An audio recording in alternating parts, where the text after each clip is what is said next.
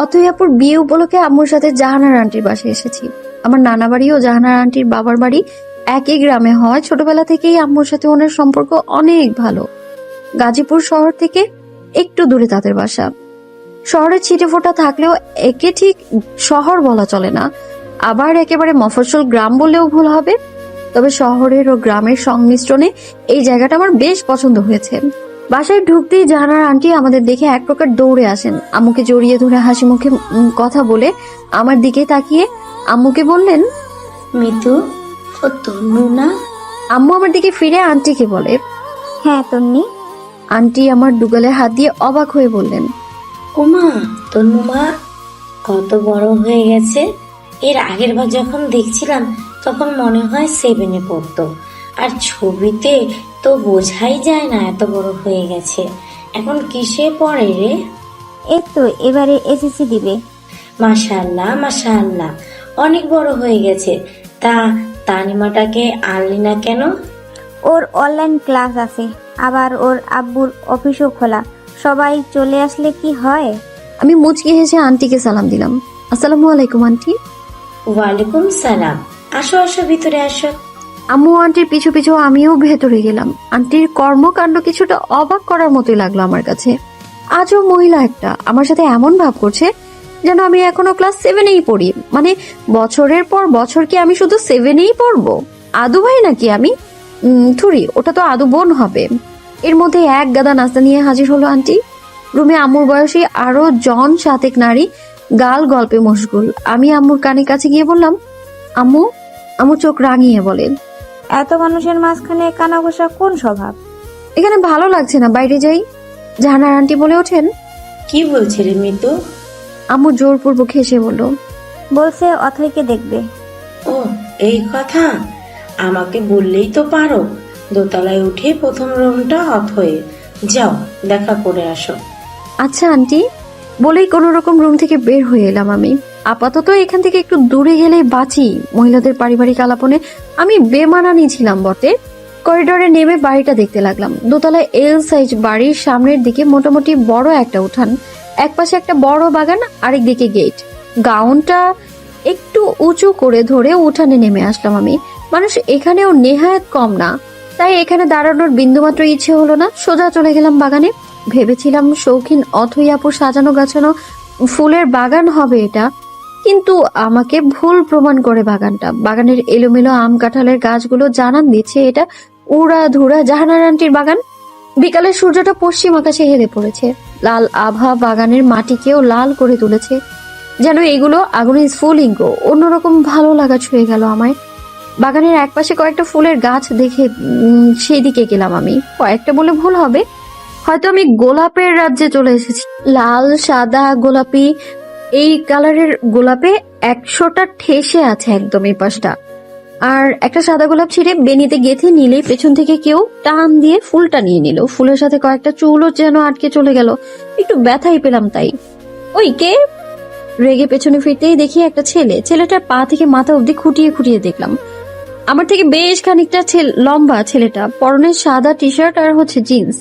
ঘাড় পর্যন্ত লম্বা চুলগুলোকে খুব গুছিয়ে আঁচড়ে রেখেছে। মুখে কোচা কোচা দাঁড়িয়েও আছে। ফুলটা হাতে নিয়ে আমার দিকে ঝুঁকে বললেন, কে রে তুই? অনুমতি ছাড়া আমার বাগানে কি করছিস? আমি চোখ ছোট ছোট করে সরে দাঁড়ালাম। এ কেমন মানুষ, চেনে না জানে না, একটা মেয়েকে ডিরেক্ট তুই করে বলছে। চশমাটা ঠেলে একটু ঢোক গিলে বললাম, আপনার বাগান? কই, কোথাও তো লেখা দেখলাম না। ফুলের বোটা দিয়ে দাড়ি চুলকে বললেন, মেনে নিলাম লেখা নেই, তাই বলে এভাবে ফুল ছেঁড়া কি ঠিক? ফুল গাছে সুন্দর, জানিস না এটা? আমি দাঁত কেলিয়ে বললাম, আমিও মেনে নিলাম আমার ভুলটা, সরি। তোর সরি থেকে ফুলটা গাছে লেগে যাবে? ঠোঁট বাঁকিয়ে দাঁড়িয়ে আছি। রাগ উঠছে প্রচন্ড। কোথাকার কোন ছেলে আমাকে বকাঝকা করছে। কপাল কুঁচকে বললাম, কে আপনি? ছেলেটা ফুলটা আমার হাতে ধরিয়ে দিয়ে বললেন, অয়ন, অথয়ের বড় ভাই। তোর নাম কি? অয়ন? তার মানে উনি জাহানার আন্টির একমাত্র ছেলে আর অথয়াপুর একমাত্র বড় ভাই। অনেক আগে এই ছেলের সাথে আমার দেখা হয়েছিল, যদিও বর্তমানে তার বলা কিছু আজাইরা জোকস ছাড়া আর কিছুই মনে করতে পারলাম না আমি আমতা আমতা করে বললাম, তন্নি। তন্নি? তন্নি নামটা কিছুক্ষণ জপে অয়ন চলে যেতে যেতে বললেন, ফুলটা গাছে না লাগানো পর্যন্ত বাগান থেকে বেরোবি না। ফুলটার কাটা বেছে এটাকে গাছের একটা ডালে ঝুলিয়ে দিয়ে বাগান থেকে বেরিয়ে সোজা দোতলায় চলে আসলাম। সিঁড়ি বেয়ে দোতলায় উঠে আরেক ঝামেলায় পড়লাম। সিঁড়ির দুপাশেই দুটো ঘর। আন্টি বলেছিল প্রথম রুমটা অথয়াপুর। অনেক চেষ্টা করেও আন্টি কোনো দিক বলেছিল কিনা সেটা মনে করতে পারছিলাম না, তাই ডান দিকের রুমটাতে ঢুকে পড়লাম। ঘরে কেউ নেই, তার মানে এটা অথয়াপুর রুম নয়। বের হতে নিয়ে আমার অবস্থা যেখানে বাঘের ভয় সেখানেই সন্ধে হয়। আবারও সেই অয়নের সামনে পড়লাম। দরজার ঠিক সামনে দাঁড়িয়ে আছে, ডান হাতটা প্যান্টের পকেটে ঢুকিয়ে রাগি রাগি চোখে আমার দিকে তাকিয়ে আছে। আমি কিছু বলার আগে ভ্রু নাচিয়ে বলে উঠলেন, কিরে, আমার রুমে কি করছিস? আমি মাথা নিচু করে চোখ এদিক ওদিক নিয়েছি। হুট করে বলে উঠলাম, আমি ভেবেছি এটা অথয়াপুর রুম। উনি এগিয়ে এসে বললেন, ফুলটা গাছে লাগিয়েছিস? আমি ঘাড় বাঁকিয়ে একটু সুর ধরেই বললাম, হ্যাঁ। উনি হাসলেন। খাটে বসতে বসতে জিজ্ঞেস করলেন, কোন ক্লাসে পড়িস রে? ইন্টার সেকেন্ড ইয়ার, এবারে পরীক্ষার্থী। অয়ন ঠোঁট বাঁকিয়ে মাথা নাড়লেন। কোন গ্রুপ? সায়েন্স। পা দিয়ে প্লাস্টিকের চেয়ারটা এগিয়ে এনে চোখের ইশারায় বসতে বললেন। আমি ধীরে ধীরে বসলাম। অয়ন ওনার ডান হাঁটুতে হাতের কনুই রেখে সামনের দিকে হেলে বললেন, সায়েন্স স্টুডেন্ট হয়ে মাথায় এইটুকু বুদ্ধি নাই? কোন কলেজ থেকে তোকে সায়েন্স দিছে? মিথ্যা টিকা বলছিস না তো আবার? আমার মেজাজে 14টা বেজে গেল। বারবার চোখের পাতা ফেলছি আর পায়ের বুড়ো আঙুল দিয়ে জুতায় খুটখুট শব্দ করছি। উনি আমার পায়ের দিকে তাকিয়ে হেসে বললেন, নাক টিপলে দুধ পড়বে, এই মেয়ের আবার কত রাগ! বাপরে! যা, তোর অথয়াপুর কাছে না যাবি? যা যা। জোরে জোরে শ্বাস ফেলে উঠে আসার সময় উনি জিজ্ঞেস করলেন, আচ্ছা তুই কি মিতু আন্টির মেয়ে না? আর চোখে একবার তাকিয়ে বেরিয়ে আসতে নিলেই অয়ন উঠে এসে আমার হাত চেপে ধরে বললেন, কিরে, উত্তর না দিয়ে যাচ্ছিস কেন? ভারী বেয়াদব তো তুই। আমি চোখ বড় বড় করে হাতের দিকে তাকাতে উনি হাতটা ছেড়ে দেন। আমি কপালের চুলগুলো কানের পিছনে গুজে দিয়ে একটু ব্যঙ্গ সুরে বললাম, হ্যাঁ, আমি আপনার মিতু আন্টিরই মেয়ে। বলে আর 1 মিনিট অপেক্ষা না করে বেরিয়ে আসি। রাগে গা জ্বলে যাচ্ছে আমার। কার উপর রাগ উঠছে ঠিক বুঝতে পারছি না, নিজের উপর নাকি ওই অয়নের উপর। অথয়াপুর রুমে গিয়ে দেখি আপু তার কাজিন আর ফ্রেন্ডদের সাথে বসে মেহেদির ডিজাইন সিলেক্ট করছে। আমি রুমের পর্দা সরিয়ে ওদেরকে দেখে চুপচাপ দরজার পাশেই দাঁড়িয়ে রইলাম।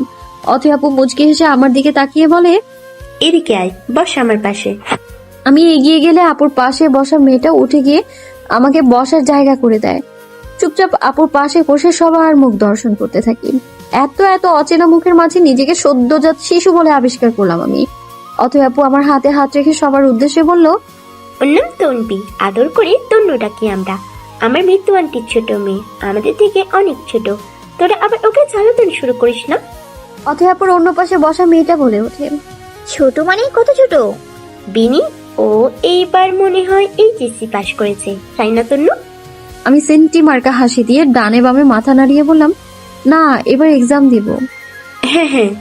সামনের চেয়ারে বসা সুন্দরী আপুটা বলে, এত ছোট মেয়ে এখানে কি করবে? অথয়াপু আলতো হেসে বলল, ছোট মরিচে ঝাল বেশি, জানিস তো? তন্নুর কানের কলা কিন্তু খুব সুন্দর, আমাদের আড্ডা ভরিয়ে দেওয়ার ক্ষমতা রাখে রে সুমি। তো তন্নু আর তন্বী একটা গান ধরো। সুমি আপুর কথা আমার দম বন্ধ হওয়ার উপক্রম। অথয়াপুর আক্কেলও বলি হারি, এভাবে কেউ বলে? শখ করে মাঝে মাঝে গান গাই, তাই বলে যে আমার গলার সুর খুব ভালো তা তো আর নয়। অথয়াপুর সুমি আপুর সাথে তাল মিলিয়ে বলে, হ্যাঁ তন্নু, শুরু কর। আমি অসহায় দৃষ্টিতে অথয়াপুর দিকে তাকিয়ে আছি। সারাদিন গুনগুন করে গান গাওয়া আমার মাথায় এখন একটাও গান আসছে না। পেছন থেকে এক আপু আমার পিঠ চাপড়ে দিয়ে বলে, আরে বাচ্চা মেয়ে, ভয় পেও না আমাদের, আমরা এখানে আনন্দের মুডেই আছি। শুরু করো শুরু করো। ওকে। অগত্যা আমি রাজি হয়ে গেলাম। কিছুক্ষণ চুপ থেকে চোখ বন্ধ করে গাইতে শুরু করলাম। হো হো করে শীষ বাজালো 2-1 অথয়াপু আমাকে এক প্রকার জড়িয়েই ধরে বলে, আমাকে মিন করলি নাকি? আমি হেসে বললাম, বিয়ে যখন তোমাকে উদ্দেশ্য করেই স্বাভাবিক। মুখে হাসিটা রেখে দরজার দিকে চোখ যেতেই হাসিটা হাওয়ায় মিলিয়ে গেল। দরজার সাথে হেলান দিয়ে দাঁড়িয়ে আছে অয়ন। আমাকে তাকিয়ে থাকতে দেখে অথয়াপু দরজার দিকে তাকিয়ে বলে, ভাইয়া ভেতরে আয়।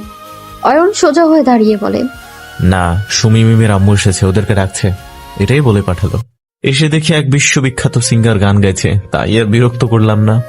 মিমি আপু উঠে দরজার দিকে গিয়ে বলল, একদম ঠিক বলেছেন ভাইয়া, ফ্রিতে এমন গান কিন্তু রোজ রোজ শুনতে পারবেন না। অয়ন মাথা নেড়ে হাসলো, সাথে নড়ে উঠলো ওনার চুলগুলো। কয়েকটা চুল কপালে এসেও পড়লো। দুই ঠোঁটের ফাঁক দিয়ে দাঁতও কিছুটা দৃশ্যমান হয়ে এলো। সুমি আর মিমি আপুকে উদ্দেশ্য করে বললেন, যাও, আন্টি ডাকছে।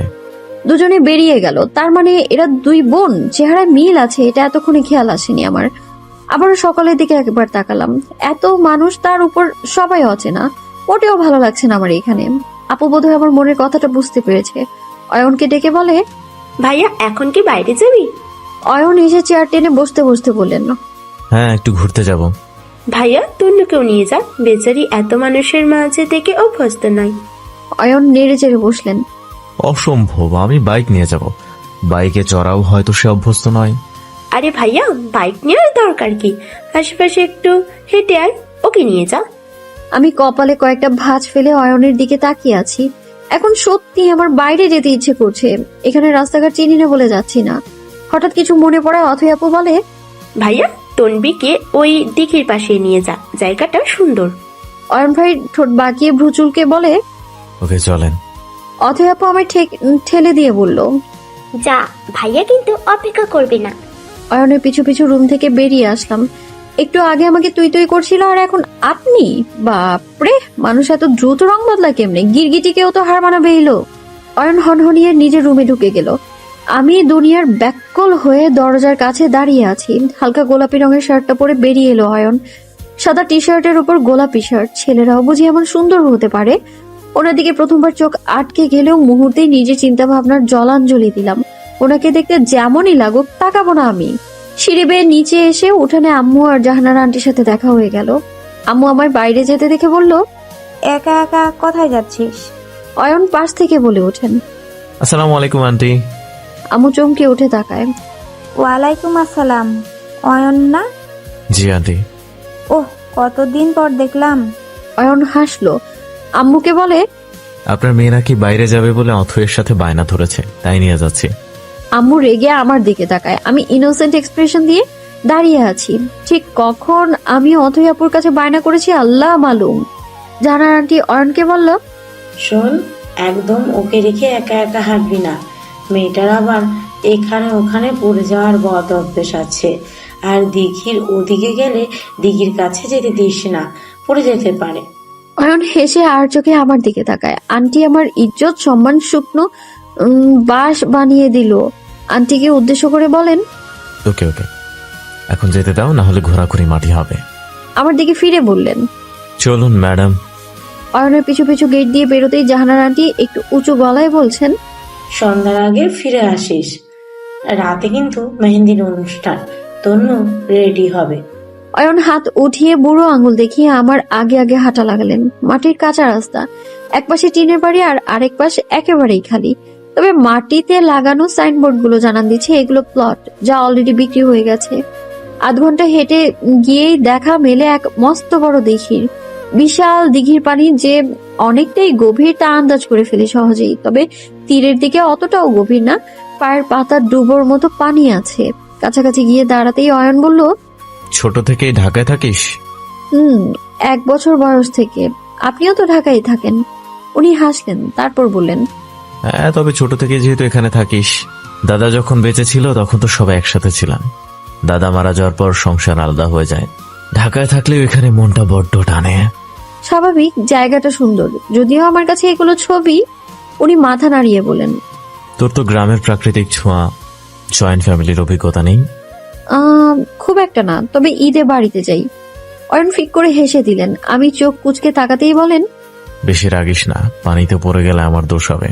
এমনিতেই তুই নাকি এদিক ওদিক পড়ে যাস আর ভ্যা ভ্যা করে কাঁদিস। বলেই হো হো করে হেসে উঠলেন। ওনার হাসি দেখে রাগে আমার গা জ্বলছে। এমনিতেও আমার রাগের রেকর্ড ভালো না, রাগ উঠলে নিজের নিয়ন্ত্রণ হারিয়ে ফেলি। এগিয়ে গিয়ে ওনার কলার চেপে ধরে বলি, চুপ, একদম চুপ, একদম আমাকে নিয়ে মজা দিবেন না, ঘুষি দিয়ে নাক ফাটিয়ে দেবো একদম। উনি লাফিয়ে কয়েক পা পিছিয়ে গেলেন, এখনো হেসেই যাচ্ছেন। হাসি থামিয়ে হাঁপাতে হাঁপাতে বললেন, কিরে, এখনো রেগে আছিস? আমি বেনির আগার চুলগুলো আঙুলে পেঁচাতে পেঁচাতে বললাম, আপনি আমাকে বাগানে আর এখানে তুই করে বলছেন, কিন্তু সবার সামনে তো ঠিকই আপনি আপনি করেন কেন? উনি হাসি থামিয়ে আমার দিকে তাকিয়ে আছেন, হয়তো এমন প্রশ্ন মোটেও আশা করেননি। আমি আবারও বললাম, অথয়াপুর সাথে গত বছরও দেখা হয়েছিল, আর প্রায় আন্টি আপুর সাথে ফোনে কথা হয়েছে, কিন্তু আপনার সাথে অনেক আগে দেখা হয়েছিল। সেই হিসেবে আমি আপনার তেমন পরিচিত কেউ না। তবে তুই তুকারি করার কি আছে এখানে? উনি এগিয়ে গিয়ে পানিতে পা ডুবালেন, পকেটে হাত দিয়ে দাঁড়িয়ে বললেন, ছোটদের আমি তুই করেই বলি তনুশ্রী, কিন্তু সবার সামনে তোকে তুই করে বলতে ভালো লাগে না, বিধায় আপনি বলেছি। তনুশ্রী নামটা শুনে আশেপাশে তাকালাম, আর কাউকে না দেখে জিজ্ঞেস করলাম, কাকে বলছেন? উনি অসহায় দৃষ্টি নিক্ষেপ করলে আমি এগিয়ে গিয়ে ওনার পাশে দাঁড়ালাম। জুতা পেরিয়ে কিছু পানি আমার পা ছুঁয়ে দিল। অয়ন আমার হাত ধরে বললেন, পড়ে যাবি তো, এভাবে কাদায় দাঁড়াতে পারবি না। আমি মাথা নিচু করে হাতের দিকে তাকালাম। অয়ন বললেন, নাম তোর নেই, সকলের কাছে তন্য হলে আমার কাছে না হয় তনুশ্রী হলি, তোর কি খারাপ লাগবে? পরক্ষণেই হেলার ছলে বললেন, লাগলেই কি, আমি তনুশ্রী বলবো। আমি মাথা তুলে ওনার দিকে তাকিয়ে আছি। ছোটবেলা থেকে আদর করে অনেকে অনেক নামে ডাকে, কিন্তু আজ সবগুলোকে ছাড়িয়ে অন্য এক নাম পেয়ে গেলাম যা বাকিগুলো থেকে আলাদা। তনুশ্রী। আমি তনুশ্রী। রাগগুলো সব নিমিশেই বরফের মতো গলছে, ক্রমাগত গলছে, আর একটা সমুদ্র সৃষ্টি হচ্ছে। সন্ধ্যা পেরিয়ে রাত হয়ে গেছে। ফোনের লাইটটা জ্বালিয়ে আমার বাম হাতটা শক্ত করে ধরে নিয়ে যাচ্ছে অয়ন। হঠাৎ হোঁচট খেলেই ওনার শার্ট খামচে ধরি। অয়ন আমার দিকে ফিরলে আমি শার্ট ছেড়ে দিয়ে সরে যেতে চেয়েও হাত ধরা বলে তা পারিনি। আমার এমন উদ্ভট ছটফটানি দেখে অয়ন বলল, কিরে এমন বাদরের মতো লাফাচ্ছিস কেন? ওই আমতামতা করিস না, দেরি হচ্ছে, চল। আবারও হাঁটা লাগায় উনি। এদিকে আমাকে রীতিমতো টেনে টেনে নিচ্ছে। পায়ের ব্যথার কারণে হাঁটতে পারছি না। উনি বিরক্ত হয়ে ফিরে বললেন, কি সমস্যা? পায়ের আঙুলে ব্যথা। আমার কথায় উনি হাত ছেড়ে হাঁটু গেড়ে আমার সামনে বসে ফোনের লাইটটা পায়ের দিকে ধরে পায়ের বৃদ্ধাঙ্গুল কেটে রক্ত পড়েছে। পকেট থেকে টিস্যু বের করে রক্ত মুছতে মুছতে বললেন, এইটুকু কাটতে হাঁটতে পারছিস না? সবসময় বাবা আগলে রাখে তো, ব্যথা পাই না কখনো। এটা আমার কাছে এতটাও কম ব্যথা নয়। উনি উঠে দাঁড়িয়ে বললেন, তোরা মেয়েরাও না এত ন্যাকামি পারিস? ওনার কথায় বেশ রাগ হলো, এমন ভাবে বললো যেন আমি কত ন্যাকা। যদিও ন্যাকামি আমি একটু বেশি করি, তবে তা স্বীকার করতে নারাজ। উনি ফোনটা আমার দিকে এগিয়ে দিয়ে বললেন, ধর। ফোনটা হাতে নিতেই অয়ন আমায় পাজাগুলো তুলে নেয়। আমি চোখ বড় বড় করে তাকিয়ে আছি। একটু নড়ে চড়ে উঠতেই আমায় আরো জোরে চেপে ধরে বলে, চুপ থাক, তোর মতো কচ্ছপের গতিতে হাঁটলে রাত পেরিয়ে যাবে পুরো। আর কিছু না বলে চুপ করেই থাকলাম। অয়নের শার্টের কলারের কাছ থেকে পারফিউমের একটা মিষ্টি স্মেল নাকে এলো। চোখ উঠিয়ে উপরে তাকিয়ে ওনার চেহারা দিকে তাকিয়ে আছি। আমাকে নিয়ে সোজা হেঁটে চলে যাচ্ছেন। একটু কি কষ্ট হচ্ছে না? আমার ওজন তো নেহাত কম না। কি ঘাস এত? ওজন কত তোর? ওনার কথায় চমকে উঠলাম। চোখ পিটপিট করে বলল, অনেক দিন হবে ওজন মাপিনি, এই তো 50 কেজি হবে। উনি আমাকে একটু নাড়িয়ে কিছুটা ব্যঙ্গ সুরে বললেন, আগে না, কমপক্ষে 55-60 হবে। হতে পারে। আপনার কষ্ট হচ্ছে? অয়নের মুখে হাসি দেখলাম, কিন্তু প্রশ্নের উত্তর পেলাম না কোনো। ডান হাতটা বাড়িয়ে ওনার দাড়িতে হাত রাখতেই উনি আমার দিকে তাকালেন। আমি হাত সরিয়ে অন্যদিকে তাকালাম। ছি, কি লজ্জাই না পড়তে বসেছি আমি। বাসার কাছাকাছি আসতেই গান বাজনার শব্দ পাওয়া যাচ্ছে। অয়ন আমায় কোল থেকে নামিয়ে ফোনটা নিয়ে চলে গেলেন ভেতরে। আমি ভেতরে ঢুকে দেখি উঠান ভর্তি মানুষ। আমায় দেখে আম্মু এসে বললেন, এত দেরি করলি কেন? যা তাড়াতাড়ি রেডি হয়ে আয়। যাচ্ছি। কোন রুমে যাব? দোতলায় গিয়ে তোর অথয়াপুর রুমটা খালি আছে, আমাদের ব্যাগটা ওইখানেই আছে, যা তাড়াতাড়ি। তাড়াহুড়ো করে সিঁড়ির কাছে যেতেই অয়ন আমার হাত ধরে উপরে নিয়ে যায়, একদম ওনার রুমে। আমাকে অবাক চোখে তাকিয়ে থাকতে দেখে বলেন, পায়ের ওষুধ লাগাতে হবে। না লাগবে না, ঠিক আছে আমি। ড্রেসিং টেবিলের ড্রয়ার থেকে ঔষধ বের করতে করতে বললেন, রাস্তায় তো ঠিক ছিলি না, নাকি কোলে ওঠার ধান্দা ছিল? আমি কপাল কুঁচকে তাকিয়ে আছি। এটা কেমন হলো? আমি কি ওনাকে কোলে নিতে বলেছিলাম নাকি? উনি আমাকে খাটে বসিয়ে সামনে হাঁটু গেড়ে বসে ঔষধ লাগিয়ে একটা ব্যান্ডেজ লাগিয়ে দিলেন। রাতে খুলে ফেলিস। ঠিক আছে বলেই বেরিয়ে এলাম। অথয়াপুর রুমে গিয়ে দেখি কেউ নেই, তার মানে সবাই নিচে আছে। আমি এদিক ওদিক তাকিয়ে দরজাটা বন্ধ করে দিলাম। হলুদ ও সবুজ রঙের কম্বিনেশনের লেহেঙ্গাটা পরে আয়নার সামনে দাঁড়িয়ে নিজেকে দেখে নিলাম। বেনি খুলে চুল আঁচড়ে একপাশে ছেড়ে দিলাম। মুখে ফাউন্ডেশন লাগাচ্ছি, এমন সময় দরজায় নক পড়ে। কে? হলো তোর তনু? এত সময় লাগে নাকি? আমার গলা শুনে কোনো রকমে ফাউন্ডেশনটা লাগিয়ে দিয়েই দরজাটা খুললাম। 5 মিনিট। আচ্ছা দ্রুত আসো। আম্মু চলে যেতে নিলে আমি বললাম, আম্মু একটু আইলাইনারটা দিয়ে দিবে? আম্মু ফিরে একটু রাগী গলায় বলল, এত সাজা লাগবে না, তাড়াতাড়ি আসো। আম্মু চলে গেল। আমি গাল ফুলিয়ে দাঁড়িয়ে আছি। চোখে আইলাইনার না দিয়ে আমি কিছুতেই নিচে যাব না বলে পণ করেছি। এমন সময় অয়ন এসে সামনে দাঁড়ালো। সবুজ পাঞ্জাবি আর সাদা জিন্স পরেছেন উনি। ভ্রু নাচিয়ে বললেন, নিচে যাবি না? কপালের চুলগুলো সরিয়ে বললাম, আমি এখনো সাজিনি। উনি ঠোঁট উল্টে আমায় দেখে বললেন, মুখে তো ভালোই ময়দা মেখেছিস, আর কি সাজবি? ভেঙচি কেটে আমি ভেতরে চলে গেলাম। আইলাইনারটা নিয়ে নিজে নিজে দেওয়ার চেষ্টা করছি। তখনই অয়ন এসে আইলাইনারটা নিয়ে আমাকে সামনের চেয়ারে বসিয়ে বলে, আমি দিয়ে দিচ্ছি। আমি ওনার দিকেই তাকিয়ে আছি। অয়ন হেসে বললেন, চোখ খুলে রাখলে দিব কি করে? আমি পারবো। পাক না আমি কম কর। আমি আর প্রতিবাদ না করে চোখ বন্ধ করলাম। অয়ন আইলাইনার দিয়ে দিল, তারপর পার্লার ক্লিপগুলো নিয়ে চুলগুলো আটকে দিল। আমি এখনো চোখ বন্ধ করেই আছি, অনুভব করছি ওনার প্রতিটা স্পর্শ। 5 মিনিট পর চোখ খুলে ওনাকে আশেপাশে দেখলাম না। আয়নার দিকে তাকিয়ে দেখি আমি সব সময়ের মতো চেনা সাজটাও আজ অচেনা ঠেকছে। কিন্তু কেন? অয়নের ছোঁয়া। লজ্জায় গাল লাল হয়ে এলো আমার। এমনকি অয়নের দিকেও আর তাকাতে পারলাম না। আম্মু এসে ধমক দিয়ে বলল, এখনো এখানেই বসে আছো? আমি চমকে উঠে দ্রুত লিপস্টিক লাগিয়ে বললাম, এই তো যাচ্ছি। আমার দিকে না তাকিয়ে বেরিয়ে গেলাম। মাথা নিচু করে সিঁড়ি দিয়ে নেমে এলাম। এত লজ্জা কেন লাগছে আমার? কই, আগে তো এমন অনুভূতি হয়নি। সুমি আপু এসে আমার হাত ধরে বলল, এদিকে আসো, এদিকে আসো। উঠোনের ডান পাশে করা স্টেজে অথৈ আপু বসে আছে। দুজন মেয়ে তাকে মেহেদি দিয়ে দিচ্ছে। ওরা হয়তো পার্লার থেকেই এসেছে। আমাকে নিয়ে অথৈ আপুর পাশেই বসানো হলো। সুমি আপু সেলফি তুলছে। তারপর আমার হাতে মাইক্রোফোন দিয়ে সাউন্ড বক্সের গান বন্ধ করে বলে, শুরু করো তন্নু আর তন্বী, গান শুরু করো। আমি কপাল কুঁচকে একটু রেগে অথৈ আপুর দিকে তাকালাম। এই সুমিকে ধরে ইচ্ছে মতো খেলাতে পারলে শান্তি লাগতো। বিকেলে একবার আর এখন একবার আমায় ফাঁসিয়ে দিল। এটা কোনো কথা? আর তন্নি আর তন্নু কি? উফ, একটা ডাকলেই তো হলো।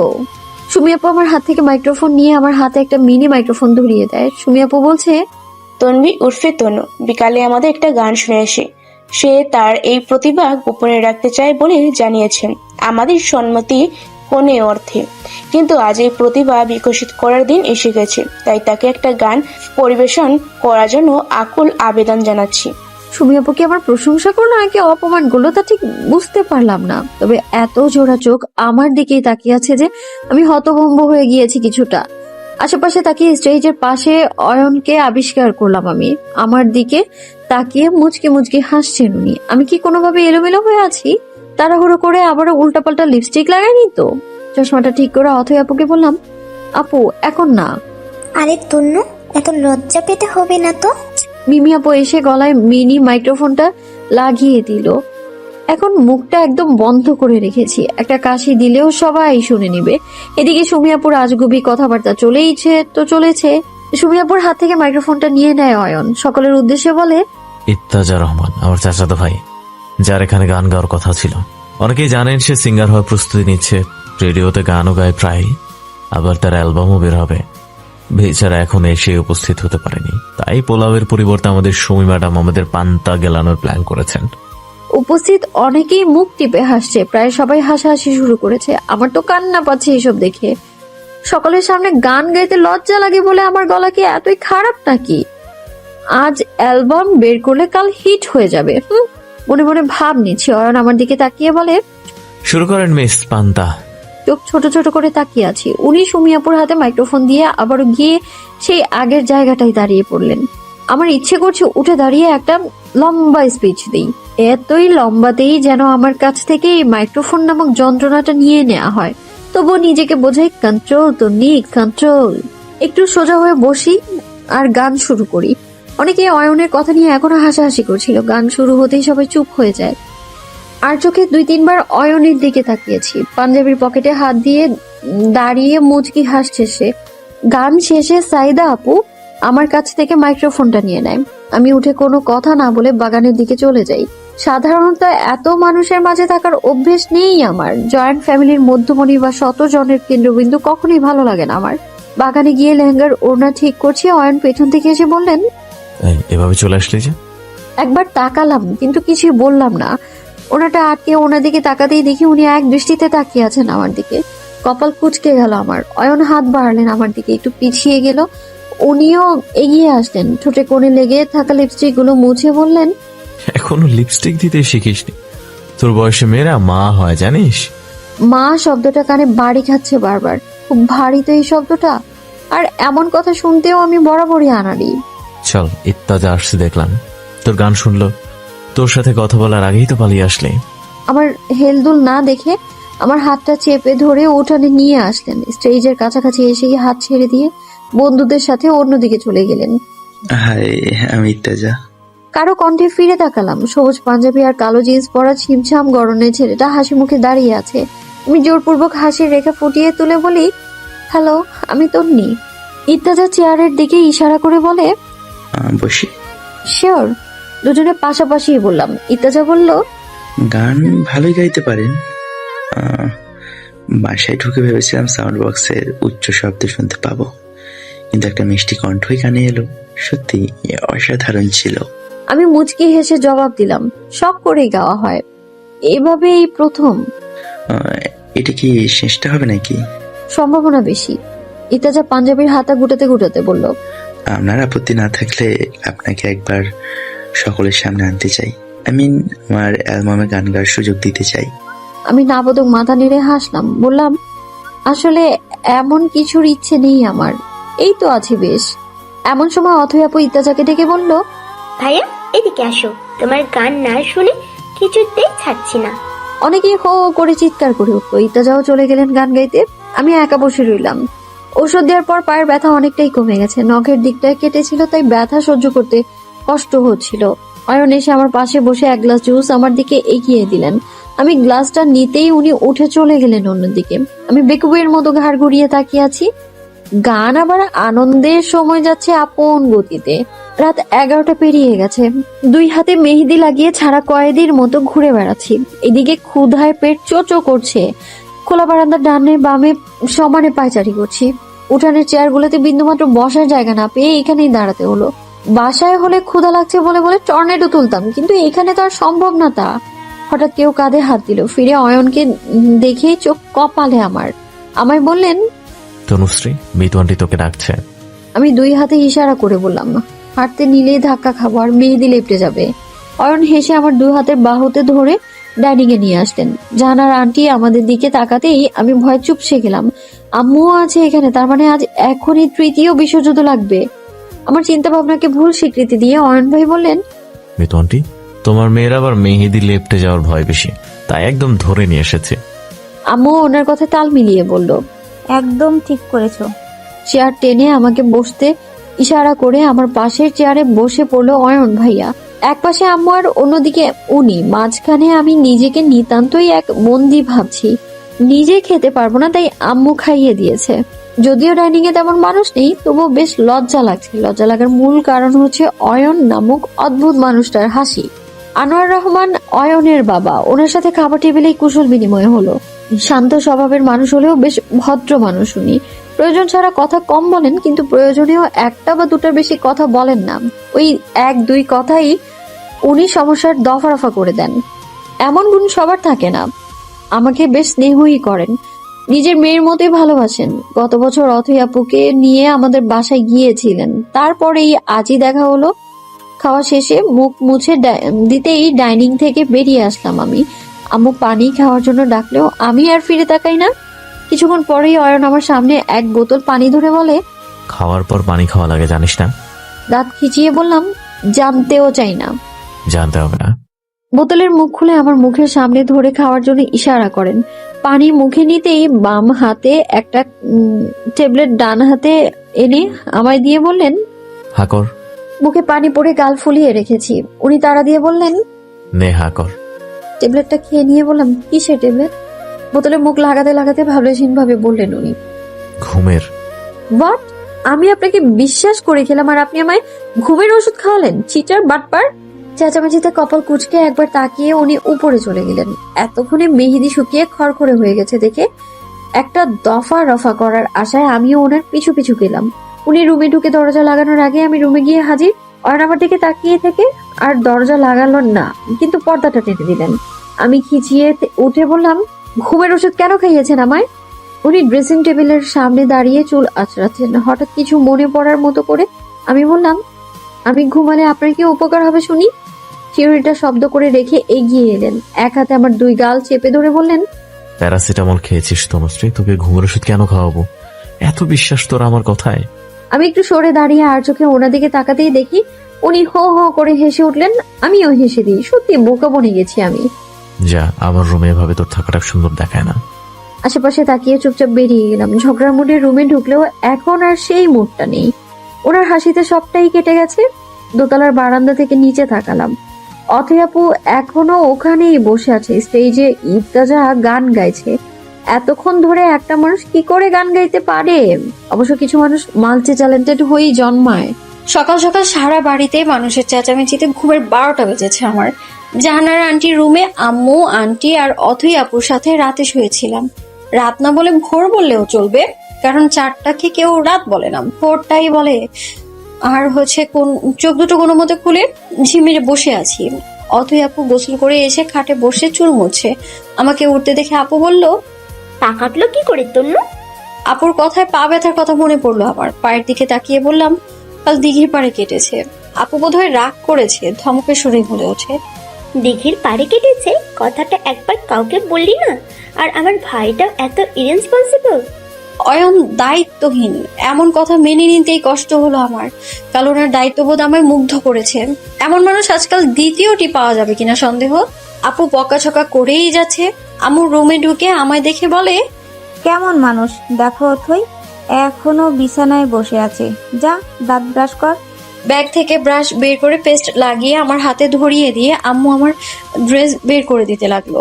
আমি ব্রাশ হাতে নিয়ে ঝিমাচ্ছি। অথৈ আপু বলে, ব্যান্ডেজ কে লাগিয়েছে? আমিই লাগিয়েছি। কথাটা বলে মুখে ব্রাশ ঢুকিয়ে ওয়াশরুমে চলে যাই। অয়ন রাতে ব্যান্ডেজ খুলে ফেলতে বললেও আমি তা ভুলে মেরে দিয়েছি। এই জন্যই সকাল সকাল এত জেরা চলছে। মুখ ধুয়ে বাইরে এসে দেখি বিছানায় বসে আম্মুর সাথে এক মধ্যবয়সী মহিলা কথা বলছে। অথৈ আপুর রুমের এক পাশে চেয়ারে চুপচাপ লাজুক মুখে বসে আছে। এই এক সমস্যা, যখন তখন যে কেউ রুমে চলে আসে। বিরক্ত হলেও তা প্রকাশ না করে ওনা গায়ে জড়িয়ে নেই। আম্মু আমায় দেখিয়ে ওনাকে বলে, এই হলো আমার মেয়ে তন্নির। আর তন্নি ইত্তেজার আম্মু, তোমার আন্টি। আমি হাসি মুখে সালাম দিলাম, কুশল বিনিময় করলাম। আম্মু একটা ড্রেস আমার হাতে ধরিয়ে দিয়ে বলে, যাও চেঞ্জ করে আসো। ওয়াশরুমে গিয়ে ড্রেস পাল্টাতে হলো। সুতির 3 পিস পরেছি। বিকালে আবারও সেই ভারী ড্রেস পরতে হবে। আজ অথৈ আপুর হলুদ সন্ধ্যা বলে কথা। মনে মনে ঠিক করলাম হলুদ গাউনটা পরবো আজ। ওয়াশরুম থেকে বের হয়ে চুল আঁচড়ে আপুর সাথে রুম থেকে বের হই আমি। ডাইনিং এ গিয়ে নাস্তা করি। এর মধ্যেই অয়নের সাথে একেবারের জন্যেও দেখা হলো না। আপুকে অয়নের ব্যাপারে জিজ্ঞাসা করতেও কেমন যেন লাগছে। যদি কিছু মনে করে, খাওয়া শেষে আপুর সাথে বাগানে যাই। এই দিকটা বেশ নিরিবিলি আর শান্ত, ভালো লাগছে পরিবেশটা। আচ্ছা আপু, তোমার ফ্রেন্ডরা কোথায়? আপু হেসে দিল। ওদেরকে খুব পছন্দ হয়েছে বুঝি? ওই সুমি আপু ছাড়া বাকিরা ভালোই। সুমিও অনেক ভালো, একটু চঞ্চল কিন্তু একদম অন্যরকম। ওহ, তা বলো না, ওরা কোথায়? আপু হাসলো। এক পাশ থেকে পড়ে যাওয়া ওড়না তুলে বলল, ওরা ওদের বাসায় চলে গেছে সকালে, বিকালের আগেই আসবে। ওরা আবার সাজগোজ বেশি পছন্দ করে কিনা সারাদিন ওই পার্লারেই কাটাবে। আমি ভ্রু উঁচিয়ে একটু ভেবে বললাম, বিয়েটা ঠিক কার, কনফিউজড হয়ে গেলাম। অথৈ আপু মিটিমিটি হাসলো, আমার দিকে ফিরে বলল, ওদিকে চলো, ভাইয়ার ফুল গাছগুলো দেখে আসি। আবার ওই ফুলের গাছের কাছে যেতে হবে শুনে গোলাপের কাটার মতো কাটা ধরলো আমার শরীরে। তাও আপুর সাথে সাথে গেলাম। গাছের কাছে গিয়েই আপু কালকের ফেলে যাওয়া গোলাপটা তুলে বলল, হাই আল্লাহ, এই ফুলটা কে ছিল? ভাইয়া একবার জানলে আর রক্ষা নেই। আমি মুখ টিপে হাসছি। এমন সময় ইত্তেজা এসে হাজির হলো। আপুকে এক ধমক দিয়ে বলল, ওই ছাগলের দল, সকাল সকাল বাগানে কোন পাতার সন্ধানে এসেছিস? ভাইয়া রাগাবি না একদম। ইত্তেজা বনিতা করে বলল, বিয়ের আগে তোমার উঠবি হাজবেন্ড তোমার মাকে কল করে কথা বলে রেখে দিল, অথচ তুমি পাত্তা খুঁজছো। যাই একটু কথা বলে আয়। আপু একটু লজ্জা পেয়ে আমার দিকে তাকালো। আমার মুখে হাসি দেখে এক প্রকার দৌড়েই চলে গেল। আপু যেতে হো হো করে হেসে দিল ইত্তেজা। আমিও হাসলাম। ইত্তেজা আমার দিকে তাকিয়ে বলল, আপনার হাসিটা কিন্তু সুন্দর, ঠিক আপনার কণ্ঠের মতো। এমন কথায় আমার ঠিক কি রিয়াকশন দেওয়া উচিত বুঝলাম না। হাঁ করে তাকিয়ে আছি ইতাজার দিকে। এমন মুহূর্তে অয়নের আগমন ঘটলো। অয়ন সোজা সাপটা ইতাজাকে বললেন, আম্মু ডাকছে, যা নাস্তা করায়, আমি একটু বাইরে যাব। ওকে, আপনি খাবেন না? অপ্রস্তুত হয়ে বললাম, খেয়েছি। ইতাজা মাথা নেড়ে চলে যেতে অয়ন আমার দিকে তাকালেন, বললেন, বাইরে যাবি? কোথায়? আমাকে যেতে হবে তাই জিজ্ঞেস করলাম, যাবি নাকি? তাছাড়াও এখানে থেকে তুই খুব একটা কাজে লাগবে না। আন্টির না ওটা আন্টির সাথে ঘুরে বেড়াস আর প্যান প্যান করিস। কপাল কুচকে তাকাতেই উনি বললেন, গেলাম, বাই। আমিও ওনার পিছু পিছু বাসার বাইরে চলে আসি। উনি বাইকে উঠে বলেন, কি হলো? আমিও যাব। ঠিক কি কাজে লাগবে? কথাটা বুঝতে না পেরে জিজ্ঞাসা করলাম, মানে আমার সাথে গিয়ে ঠিক কি কাজে লাগবে? জানি না। অয়ন হাসলেন, চোখের ইশারায় পেছনের সিটটা দেখিয়ে বললেন, বস, কিন্তু ন্যাকামি করে চিল্লাপাল্লা করবি না, করলে একদম ধাক্কা দিয়ে ফেলে দিব। আচ্ছা। বাইকে বসে অয়নের শার্টের কলার ধরলে উনি ধমক দিয়ে বলেন, এই কিরে, কলারটা ছিস কেন? আমি ওনার কানের কাছে মুখ নিয়ে বললাম, তো কি করব, না ধুলে তো পড়ে যাব, তখন আন্টি আপনাকেই বকবে। বলি, তার জন্য কলারই কেন চেপে ধরতে হবে? আসামি হয়ে যাচ্ছিস? আপনিই তো আসামি, স্বামী হবেন নাকি? বলে জিভ কামড়ালাম। ভুল কথা যে ভুল বলে ফেলেছি তা বলার পর টেবিল পেলাম আমি। উফ! অয়ন আমার দিকে একবার ফিরে তাকায়, তারপর বলেন, নেমে দাঁড়া। আমি মাথা নিচু করে নেমে দাঁড়ালাম। অয়ন ধমকে সুরে বলে, কান ধরে 5 বার উঠবস কর। মোটেও না। বসতে ইশারা করায় আমি আবারও বসে পড়লাম। এবারে আর কলার ধরলাম না, আলতো করে কাঁধে হাত দিলাম। অয়ন বাইক স্টার্ট দিলেন। তুই না আগে অনেক কথা বলতি, কোথায় গেল তোর এত কথা? আমি ওনার দিকে তাকালাম, যদিও চেহারাটা দেখতে পারলাম না। নড়ে উঠতেই বললেন, বেশি লড়িস না, একটু পর মেইন রাস্তা আসবে, তুই নড়াচড়া করলে আমার মনোযোগ নষ্ট হবে। তুই বরং একটা গান ধর। কেন? আপনার ওই পোলাও বুঝি গান শোনায়নি? শুনিয়েছে, কিন্তু সবাই তো আর তোর মতো নয় তনুশ্রী। কথাটার মানে বোঝা আমার পক্ষে কঠিনই হয়ে গেল। এভাবে কেউ কোনোদিনও বলেনি। বাবার পর এই প্রথম কোনো পুরুষের এত কাছে আছি, তার উপর এত কঠিন কঠিন কথা। কিরে, গান শুরু কর। মাথাটা হেলান দিয়ে অয়নের পিঠের সাথে লাগিয়ে সুর তুললাম। গান গাইছি আর অয়নের শার্টের চেকের দিকে এক দৃষ্টি তাকিয়ে আছি। হঠাৎ ঝাঁকুনি পড়ায় ডান হাত পেছনে এনে আমায় আগলে নেন অয়ন। না ধরলে পড়েই যেতাম আমি। আমি ওনার হাতের দিকে তাকালাম। এই কি সেই মানুষটা যাকে অথই আপু রেসপন্সিবল বলেছে? বাইক থামলো একটা ছোট্ট মার্কেটের সামনে। অয়ন নেমে দাঁড়ালেও আমি নামলাম না। ফোন বের করে সময় দেখলাম। বললেন, বসে থাকবি এখানে? নোপ। উনি কপাল কুঁচকে বললেন, এসব কেমন শব্দ, আজব লাগে শুনতে। আয়, দেরি করতে পারবো না। আমি নেমে ওনার পাশাপাশি হাঁটছি। হঠাৎ উনি আমার হাত ধরলেন। না, কালকের মতো করে না। ওনার ডান হাতের 5টা আঙুল আমার বাম হাতের 5 আঙুলের ভাঁজে রেখেছেন। ভাবখানা এমন যে ছেড়ে দিলেই পালিয়ে যাব। কসমেটিক্সের দোকানে নিয়ে গেলেন উনি। অথই আপুর কোনো কসমেটিক্স কেনা বাকি নাকি তা ঠিক বুঝে উঠলাম না। জাহানার আন্টিও আহামরি তেমন সাজেন না যে ছেলেকে কসমেটিক্স আনতে পাঠাবেন। অয়ন একটু নিচু স্বরে বললেন, কয়েক সেট চুড়ি পছন্দ করতো, দেখি তোর কেমন পছন্দ। আমি চোখ ছোট ছোট করে বললাম, কার জন্য সেটা আগে বলেন। স্পেশাল মানুষের জন্য।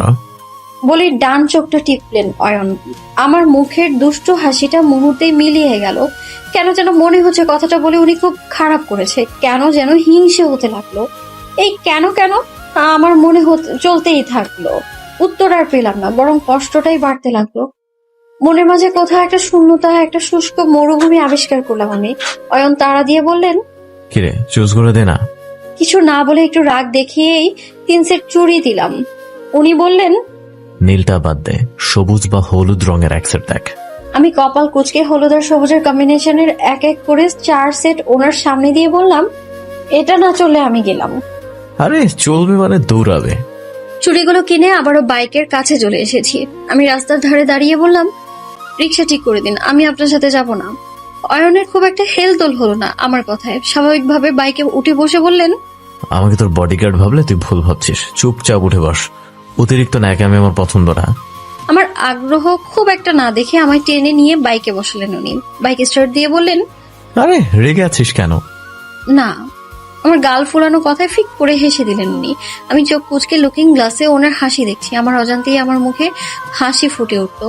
এমনটা আগে কখনো হয়নি, কখনো না। বাসা পেরিয়ে চলে যাচ্ছেন দেখে আমি জিজ্ঞেস করলাম, কোথায় নিয়ে যাচ্ছেন? তোকে ঠিক সুবিধার লাগছে না, মেয়েরা একদম রাস্তায় পুরে ফেলবো। কি? চেঁচিয়ে উঠতেই উনি বললেন, চেঁচামেচি করিস না। আপনি আমার সাথে যা খুশি করবেন আর আমি চুপ করে থাকবো নাকি? আমাকে ওইরকম ভাবলে ভুল ভাবছেন আপনি। আমি কিন্তু হেব্বি মারপিট জানি।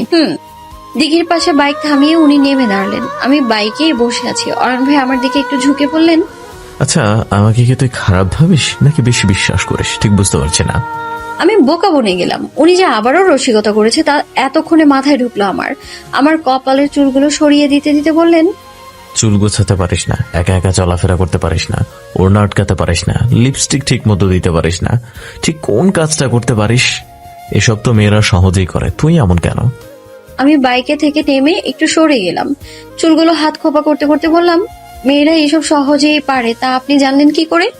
দাঁত বের করে হেসে দিলেন উনি। আমার কথায় ঠিক কেমন জোকস খুঁজে পেলেন তা উনিই জানেন। অয়ন আমার কাছে এসে দিঘির দিকে মুখ করে আমায় দাঁড় করিয়ে ওনাটা মাথায় দিয়ে বললেন, যখন কারো বউ হবি তখন সব কাজ গুছিয়ে করতে হবে, এখন এত এলোমেলো হলে চলবে? আমি ঘাড় ঘুরিয়ে ওনার দিকে তাকিয়ে বললাম, বউ হলে সব পারফেক্ট কেন করতে হবে? হাজবেন্ড কি করবে তবে?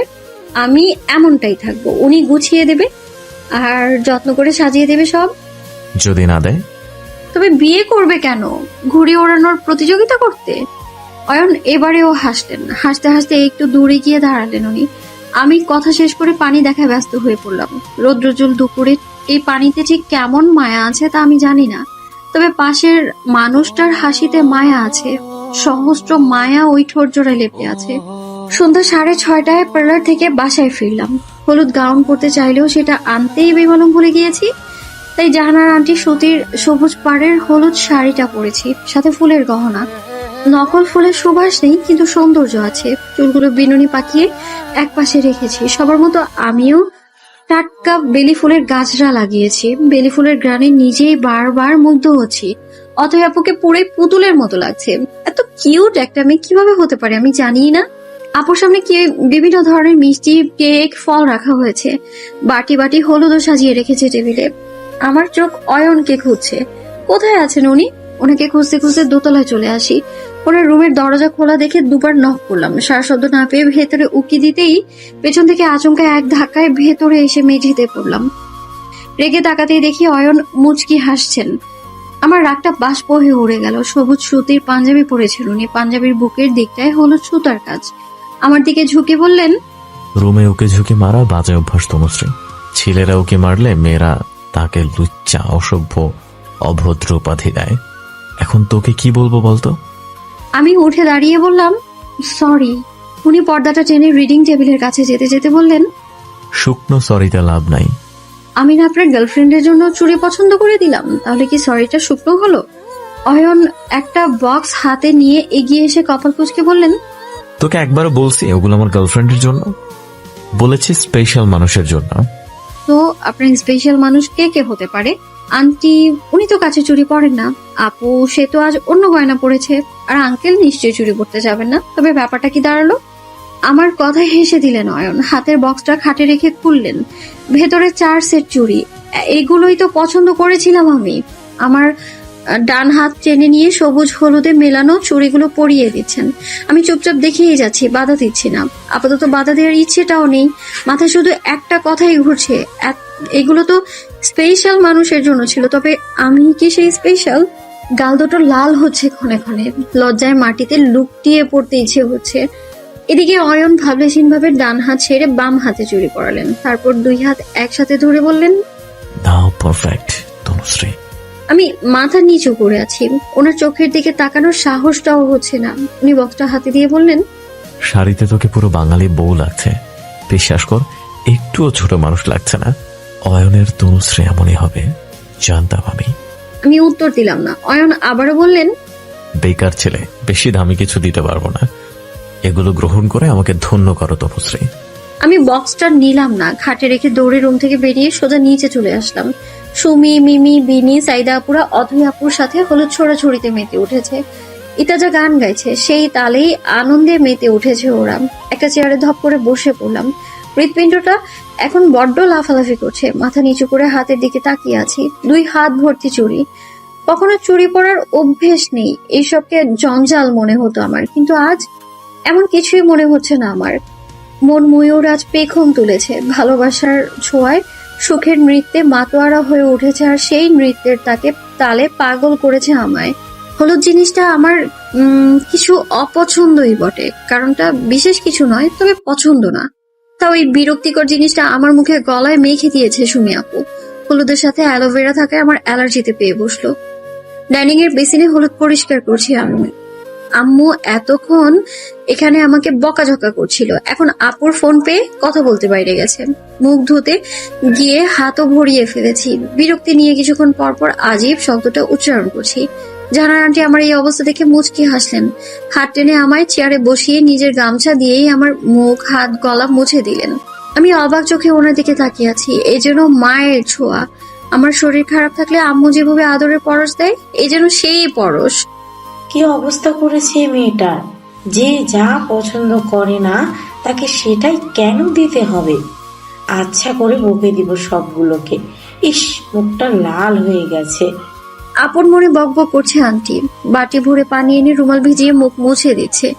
এমন সময় ইত্তাজার মা রুমে আসলেন। আমার অবস্থা দেখে আন্টিকে বললেন, এই অবস্থা হলো কিভাবে ভাবি? আর বলো না শারমিন, তনুটার হলুদ পছন্দ না, আর সবাই মিলে হলুদ লাগিয়ে দিয়েছে। আহারে বাচ্চা মেয়েটা।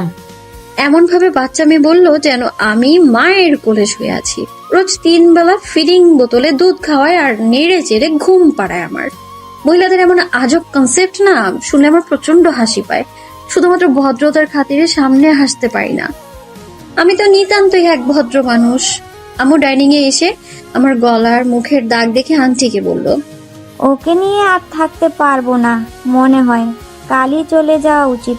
ওমা, কি বলিস এসব?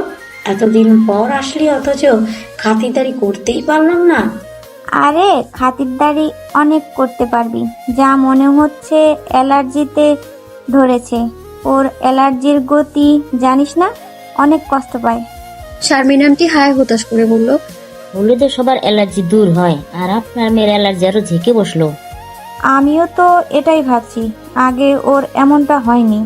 আম্মুর কথায় মাথা নেড়ে আমিও সম্মতি জানালাম। বললাম, হলুদের জন্য না, হলুদের সাথে থাকা অ্যালোভেরা এই অ্যালার্জির কারণ। আম্মু আন্টিকে বলল, ওর অবস্থা এমন শুনলে ওর আব্বু রাগারাগি করবে। তাড়াতাড়ি বাসায় যেতে হবে, ডাক্তার দেখিয়ে শিওর হতে হবে সমস্যাটা কি।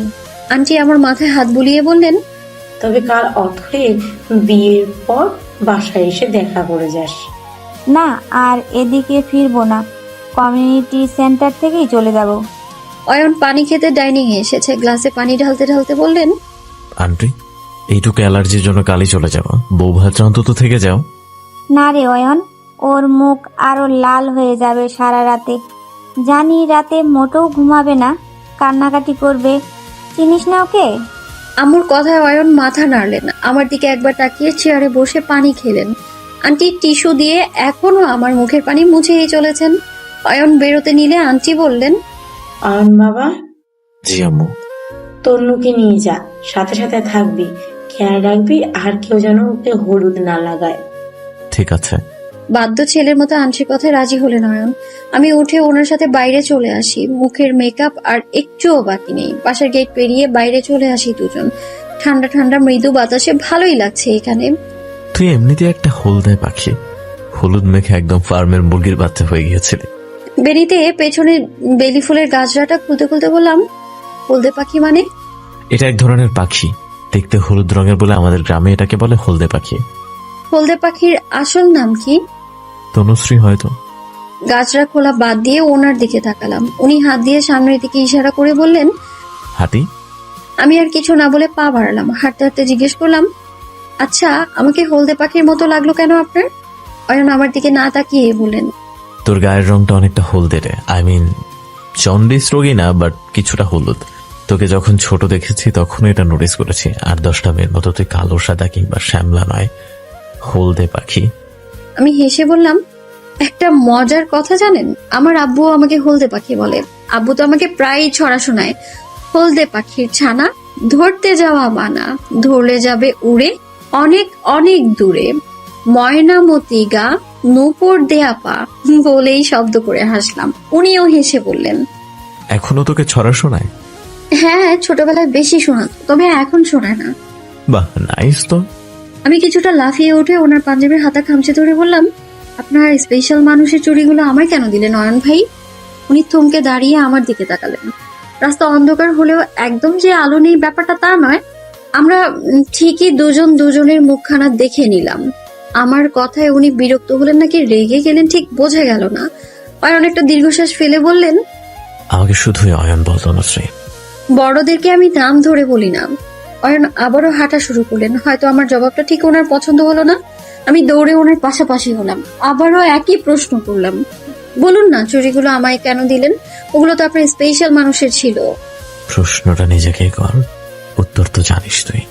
কপাল কুঁচকে রেখে ছোট ছোট করে ফেললাম আমি। এই কেমন হেয়ালিপনা! যদিও আমি উত্তরটা জানি, কিন্তু আবারও জানতেই চাচ্ছি, শুনতে চাচ্ছি ওনার মুখ থেকে, কারণ আমি তো ভুলও হতে পারি। চল বাসায় ফিরে যাই। আচ্ছা। বাসার গেটের সামনে গিয়ে উনি হঠাৎ আমার গালে হাত ছোঁয়ালেন। ওনার দিকে তাকাতেই বললেন, তোর এই অসুস্থ মুখটা দেখিয়ে বিদায় দিতে হবে, তাও এত দ্রুত? আমি হেসে বাসায় ঢুকে গেলাম। উনি ভেতরে আসলেন। খোলা বারান্দার একপাশে দাঁড়িয়ে অনুষ্ঠান দেখছি। এমন সময় ইত্তেজার আগমন ঘটে। আমায় দেখে বলল, তন্ধির মুখে কি হয়েছে? আমি কিছু বলার আগে অয়ন বললেন, অ্যালার্জি সমস্যা। ইত্তেজা নিজের হাত দেখিয়ে আমায় জিজ্ঞাসা করলো, হলুদ লাগাতে পারি? ইত্তেজার হাতে হলুদের বাটি দেখে আমি একটু সরে গেলাম। এই ভয়ঙ্কর জিনিসটা আমি আর দেখতে চাই না। কে এত পাকনামি করে এতে অ্যালোভেরা মিশিয়েছে? অয়ন ইত্তেজার কাঁধে হাত দিয়ে বললেন, হলুদের কারণেই বেচারার এই অবস্থা হয়েছে ইত্তাজা। ও মা, সে কি কথা? হোলিতে ওখানে এমন হয় নাকি? আমি একটু বিরক্ত হয়ে বললাম, হতেই পারে, এখানে অবাক হওয়ার কি আছে বলে মনে হয় না। চুপচাপ প্রস্থান করলাম। সবার এই এক প্রশ্নের উত্তর দিতে মোটেও ভালো লাগছে না আমার। পুরো মুখ জ্বলছে, যেন কেউ আগুন লাগিয়ে দিয়েছে। না খেয়ে আবার ঔষধও খেতে পারবো না। অথবা রুমে এসে পর্দা টেনে আয়নার সামনে দাঁড়ালাম। অয়নের কথার অর্থ মেলানোর চেষ্টা করছি। আমি যা বুঝি তা সত্য নাও হতে পারে। আমি কেন অয়নের স্পেশাল কেউ হব? এই কেন আমায় কুড়ে কুড়ে খাচ্ছে? গাজরা খুলে ড্রেসিং টেবিলের উপর রাখলাম। গলা ও কানের গয়নাগুলোও খুললাম। হাতের চুড়িগুলোর দিকে চোখ যেতেই সন্ধ্যার কথা মনে পড়লো। চোখ বন্ধ করে অনুভব করছি অয়নের স্পর্শটা। ঠিক কেন এত ভালো লাগছে বুঝতেই পারছি না। ইস, আবারও সেই কেন? বেশ অনেকটা সময় পেরিয়ে গেল এভাবেই। দরজায় নক করতে চমকে থাকলাম। আম্মু এসেছে। আমার হাতে একটা ওষুধের টিউব দিয়ে বলল, অয়নকে দিয়ে আনিয়ে নিয়েছি, লাগিয়ে নাও। ব্যথায় কান্নাকাটি করো না এখানে, আমার একটু কাজ আছে, না হলে আমি লাগিয়ে দিতাম। ব্যাপার না আম্মু, আমি লাগিয়ে নিব।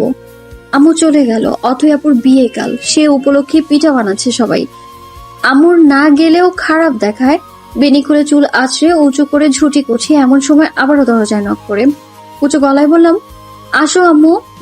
আমি তোর আম্মু বুঝি? অয়নের গলা শুনে বললাম, আবার বাইরে গিয়েছিলেন? হ্যাঁ, তোর ওষুধ আনিসনি সেটা আন্টি বলবো। ওষুধের নাম জেনে কি আনলাম? শুধুই কষ্ট করলেন। উনি টিউবটা হাতে নিয়ে ওষুধ বের করে গালে লাগাতে লাগাতে বললেন, আমার ইচ্ছা আমি গেছি, তোকে সেসব বলতে কেন যাব? আবার সেই কেন? মানে? কিছু না। আমি চেয়ারে বসে চোখ বন্ধ করে ফেলি। ওনাকে দেখা যে অনুভব করতেই বেশি ভালো লাগে। অয়ন বললেন, চুলে কালার করিস? আমি ওনার দিকে কপাল কুঁচকে তাকিয়ে বললাম, কই না তো। তবে এমন লাল কেন? আমি মুখ টিপে হেসে বললাম, জন্ম থেকেই এমন, শুধু আমার না, আমার আম্মু খালামণি সবারই এমন। রক্তবাহিত রং এটা। মানে রক্তবাহিত রং আবার কি জিনিস? অয়ন হাসলেন। আস্তে আস্তে গালে মালিশ করতে করতে বললেন, আন্টিরও এমন, তাই বললাম জেনেটিক্যালি আসছে আর কি। আমি হেসে ঘুরে বসে চুলের ঝুঁটিটা সামনের দিকে এনে বললাম, ঘাড়ে বেশি জ্বলছে। হঠাৎ অয়নের কোনো সারা শব্দ না পেয়ে ফিরে দেখলাম উনি রুমেই নেই। ও মা, এমন বিড়ালের মতো নিঃশব্দে কেউ চলে যায় নাকি? আজব আজব আচরণ ওনার। আমি নিজে মলমটা লাগিয়ে নিলাম। বিছানায় শুয়ে চোখ বন্ধ করি। ঘুমোতে পারছি না। চোখ বন্ধ করলেই অয়নের কথায় মনে পড়ছে আমার, কিভাবে আমার হাত ধরে চুড়ি পরিয়ে দিচ্ছিল। মলম লাগানোর সময় ওনার মুখটা একদম আমার মুখের সামনে চলে এসেছিল। বালিশে মুখ গুজে মুচকি হাসছি। কখন যে ঘুমিয়ে পড়েছি টের পাইনি। সকালে আম্মু আমায় টেনে তুলে। আমি ঘুম চোখে আম্মুর দিকে তাকাই। ফোন হাতে নিয়ে দেখি মাত্র সকাল 6টা বাজে। আম্মুকে ধরে মাথা হেলিয়ে আবার চোখ বন্ধ করতেই আম্মু তেতিয়ে উঠে বলে, আর কত ঘুমাবা? উঠো, অথয়ের সাথে পার্লারে যাবা না? আম্মু আমায় টেনে নিয়ে ওয়াশরুমে ঢুকিয়ে বলল, একটু পরেই সবাই বেরিয়ে যাবে, তাড়াতাড়ি ফ্রেশ হয়ে আসো। আমি ঘুম জড়ানো কণ্ঠে জবাব দিলাম, আম্মু শাড়িটা খুলে দাও না। মেয়েটা জ্বালিয়ে মারবে তো। এত নেকা মেয়ে নিয়ে আর পারি না। 30 মিনিট পর গোসল সেরে ফ্রেশ হয়ে সুতির 3 পিস পরে রুমে আসলাম। অথই আপু হেয়ার ড্রায়ারে চুল শুকাচ্ছে। আমায় দেখে বলল, চুল শুকাবি? ঘুমাবো বলেই ধপাস করে বিছানায় শুয়ে পড়লাম। আম্মু খাবারের প্লেট নিয়ে রুমে এসে আমায় টেনে তুলে ধমক দিয়ে বলল, রাতে তো না খেয়ে ঘুমাইছিলি, এত ডাকলাম উঠলই না। খাও এখন চুপচাপ। আম্মু খাইয়ে দিচ্ছে আর আমি চুল মুছছি। গালে আবার খাবার ঠুসে নিয়ে গাল ফুলালেই আম্মুর ধমক খেতে হচ্ছে। আপু হেয়ার ড্রায়ার আমার হাতে দিয়ে শাড়ি পরতে গেল। কমলা রঙের সুতি শাড়ি পরে পার্লারে যাবে আপু, আর সেখানে বিয়ের সম্পূর্ণ সাজ দিবে। আম্মু তাড়াতাড়ি আমায় খাইয়ে হাত ধুতে বেরিয়ে গেল। আমি চুল শুকাতে ব্যস্ত হয়ে পড়লাম। খাওয়ার পর ঘুমটা অনেকটাই কেটে গেল। ড্রেসিং টেবিলের সামনে দাঁড়িয়ে দেখি মুখের লাল দাগগুলো অনেকটাই কম, ফোলা ভাব কিছুটা থাকলেও কালকের মতো এতটা নেই। ঘাড়ের দিকে চলছে এখনো, হাত দিয়ে বুঝলাম এখনো বেশ ফুলে আছে। আমার রুমে এসে এবারেও এক রাম ধমক দিল। ব্যাগ গুছিয়ে নাও, একেবারে বেরিয়ে যাব আমরা। আচ্ছা গুছাচ্ছি, আগে আমার সাদা গাউনটা তো বের করে দাও। ব্যাগ গুছিয়ে আর সাদা গাউনটা আলাদা একটা শপিং ব্যাগে ঢুকিয়ে নিলাম। রুম থেকে বেরিয়ে সবাই দেখি যার যার কাজে ব্যস্ত। আমি আপন মনেই হেঁটে বাগানে চলে গেলাম। বাগানে গিয়ে সাদা গোলাপ গাছটার দিকে তাকিয়ে আছি আমি। একটা ফুলও নেই, শুধুই পাতা। হয়তো এই কয়েকদিন এটার যত্ন করেনি কেউ, কুড়িয়েও শুকিয়ে যাচ্ছে। হাতের ফোনটা বেজে উঠতেই দেখি মানহা কল করেছে। রিসিভ করলাম। কি রে দোস্ত, বিয়ে খেতে গিয়ে তো আমাকেই ভুলে গেছিস। কোনো মেসেজ না, কল না, ছবিও দিলি না। মানহা আমার বেস্ট ফ্রেন্ড, যাকে বলে জানি জিগার দোস্ত। আমার ডিএনএ নিউক্লিক অ্যাসিডের গঠনটাও বোধ হয় ওর মুখস্থ আছে। তেমন কিছু না, তবে একটা ঘটনা হয়ে গেছে দোস্ত। কি রে, তাড়াতাড়ি বল। আশেপাশে তাকিয়ে নিচু স্বরে বললাম, একটা ছেলে না এখানে আমাকে চুড়ি গিফট করেছে। মানহাও ফিসফিসিয়ে বলল, তাই নাকি? আর আইলাইনারও দিয়ে দিয়েছিল, আবার কালকে আমার অ্যালার্জির ঔষধও লাগিয়ে দিয়েছে। মানহা হঠাৎ চিৎকার দিয়ে বলল, ওহো, আহা, তনু মনু আমার প্রেমে পড়েছে। একটা ছেলে বোনের আঙিনাতে থির পাইতে। আবার থেমে স্বাভাবিকভাবে বলল, তোর দিকটা কি তা তো বল দোস্ত। বলছি। তনুশ্রী, অয়নের ডাকে ফিরে তাকিয়ে ফোন রেখে দিয়ে বললাম, জি। শরীরের কি অবস্থা? আমি নিজের মুখে হাত বুলিয়ে বললাম, এখন তো ঠিক আছি। কাল রাতে আচমকা কোথায় চলে গিয়েছিলেন? অয়ন কপাল কুঁচকে বললেন, এভাবে কখনো কারোর সামনে নিজের ঘাড় উন্মুক্ত করিস না, বিষয়টা বেমানান। তুই অ্যাডাল্টস তনুশ্রী, এসব তোর বোঝা উচিত। আমি মাথা নিচু করে ফেললাম। ঠিকই তো, এটা করা তো একদমই উচিত হয়নি। ওনার কোনা হাতের আঙুলে পেঁচাচ্ছি আর খুলছি। অয়ন এগিয়ে এসে বললেন, তোর সাদা গোলাপ পছন্দ? হ্যাঁ অনেক। লাফিয়ে উঠে বললাম। অয়ন হাসলেন, ঠোঁটের ফাঁক দিয়ে দু একটা দাঁতও আমার দৃষ্টিগোচর হলো। হঠাৎ অথই আপুর ডাকে কিছু বলতে নিয়েও না বলে নীরবে চলে গেলেন। আমি একবার পুরো বাগানে চোখ বুলিয়ে এলাম বাইরে। 10-15 মিনিট পরেই মেয়েরা সবাই পার্লারের উদ্দেশ্যে বেরিয়ে গেল। বাবা মায়ের একমাত্র মেয়ে অথই আপু নিজের বাড়ি থেকে বিদায় নেবে। আবেগময় সময় কাটলো কিছুক্ষণ। একপাশে দাঁড়িয়ে শুধু এই দৃশ্যটাই দেখে যাচ্ছি। অয়নকে জড়িয়ে ধরে জোরে শব্দ করে কান্না করে দেয় আপু। অনেকক্ষণ পর কিছুটা টেনেই আপুকে বাড়ির বাইরে আনা হলো। সকাল থেকে চুপচাপ থাকলেও এতটা কান্না আপু করবে আগে বুঝিনি। অয়নের সাথে মাইক্রোবাসে ওঠে আপু। বাসা থেকে পার্লার আর সেখান থেকে কমিউনিটি সেন্টার পর্যন্ত যাওয়ার জন্য এটা ভাড়া করা হয়েছে। মেয়েদের সাথে গার্ডিয়ান হিসেবে অয়নকে পাঠানো হচ্ছে। সেই হিসেবে গাড়িতে ড্রাইভার আর অয়ন ছাড়া সবাই মেয়ে। আমি, সুমি আপু, রিনি আপু আর মিমি আপু পেছনের সিটে বসেছি। ড্রাইভারের পাশের সিটে অথই আপুর ছোট্ট ব্যাগ আর শাড়ি রাখা হয়েছে। মাঝের সিটে অয়ন আর সাইদা আপুর মাঝে অথই বসেছে। অথই আপুর চোখ টিস্যু দিয়ে মুছতে মুছতে অয়ন বললেন, কান্না করে চোখ ফুলিয়ে ফেললে শ্বশুরবাড়ির লোকেরা ভাববে আমরা তোকে জোর করে বিয়ে দিচ্ছি। সুমি আপু ওপাশ থেকে বলে উঠলেন, আরে ভাইয়া, জোর করো না তো। ওর ভাব দেখে ভাববে ওকে মেরে ধরে বিয়ের জন্য রাজি করানো হয়েছে। সাইদা আপু অথই আপুর কপালের চুলগুলো সরিয়ে দিয়ে বলে, চোখ মুখ ফুলে থাকলে বেচারা দুলাভাই বিয়ে না করেই পালাবে। পালাবে মানে? বেঁধে বিয়ে করাবো, বিয়ে না করে যাবে কোথায়? অয়নের কথায় হো হো করে হেসে উঠল সবাই, আমিও হেসে দিলাম। অয়ন পেছনে ঘাড় ঘুরিয়ে সুমি আপুকে বলল, মিস সুমি, আপনার পাশে কেন যেন ঘুরে ফিরে অ্যালার্জি ম্যাডাম বসে, বুঝি না। সুমি আপু আমার গাল টেনে দিয়ে বলে, এসব আপনি বুঝবেন না ভাইয়া, এগুলো মনের টান। অয়ন কিছুটা নাক সিটকিয়ে বলে, ছি, কি সব বাজে কথা। আজব বাজে কথা হওয়ার কি আছে? তনু আর তন্বীর সাথে আমার ভালোই মনের মিল হয়ে গেছে। তন্বীর বিয়েতে যাব বলে ওর নাম্বারটাও কালেক্ট রেখেছি। অয়ন হালকা কেসে বলে, এই অ্যালার্জি ম্যাডামকে কে বিয়ে করবে? জীবনেও বিয়ে হবে না, দেখে নিও। আমি রাগী গলায় বলি, যদি হয়? অয়ন ভাই একটু নড়ে চড়ে বসে বলেন, যদি হয় তবে ছেলেটা একদম নিরীহ প্রাণী হবে, একেবারে গরু। ওই বেচারার কথা ভেবে আমার হেব্বি টেনশন হচ্ছে মিস অ্যালার্জি ম্যাডাম। সবাই হাসাহাসি শুরু করে দিয়েছে। সুমি আপু তো কয়েকবার গরু গরু গরু বলে আঙুল মাথার উপর রেখে শিং ইশারা করেছে। অথই আপু মুখ টিপে হাসছে। অয়নের চেহারাটা ঠিক দেখতে পেলাম না, দেখলে হয়তো দুষ্টুমি ভরা হাসিটাই দেখতাম। আমার ইচ্ছে করছে ওনার চুলগুলো টেনে টেনে ছিঁড়ে ফেলি, একা থাকলে ঠিক এটাই করতাম, শুধুমাত্র ভদ্রতার খাতিরে এখন করলাম না।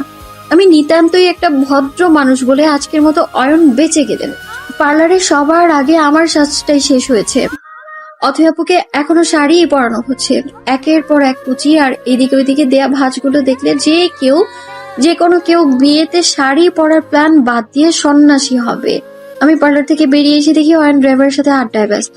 এতক্ষণ ভালো করে খেয়াল না করলেও এখন দু চোখ ভরে অয়নকে দেখছি।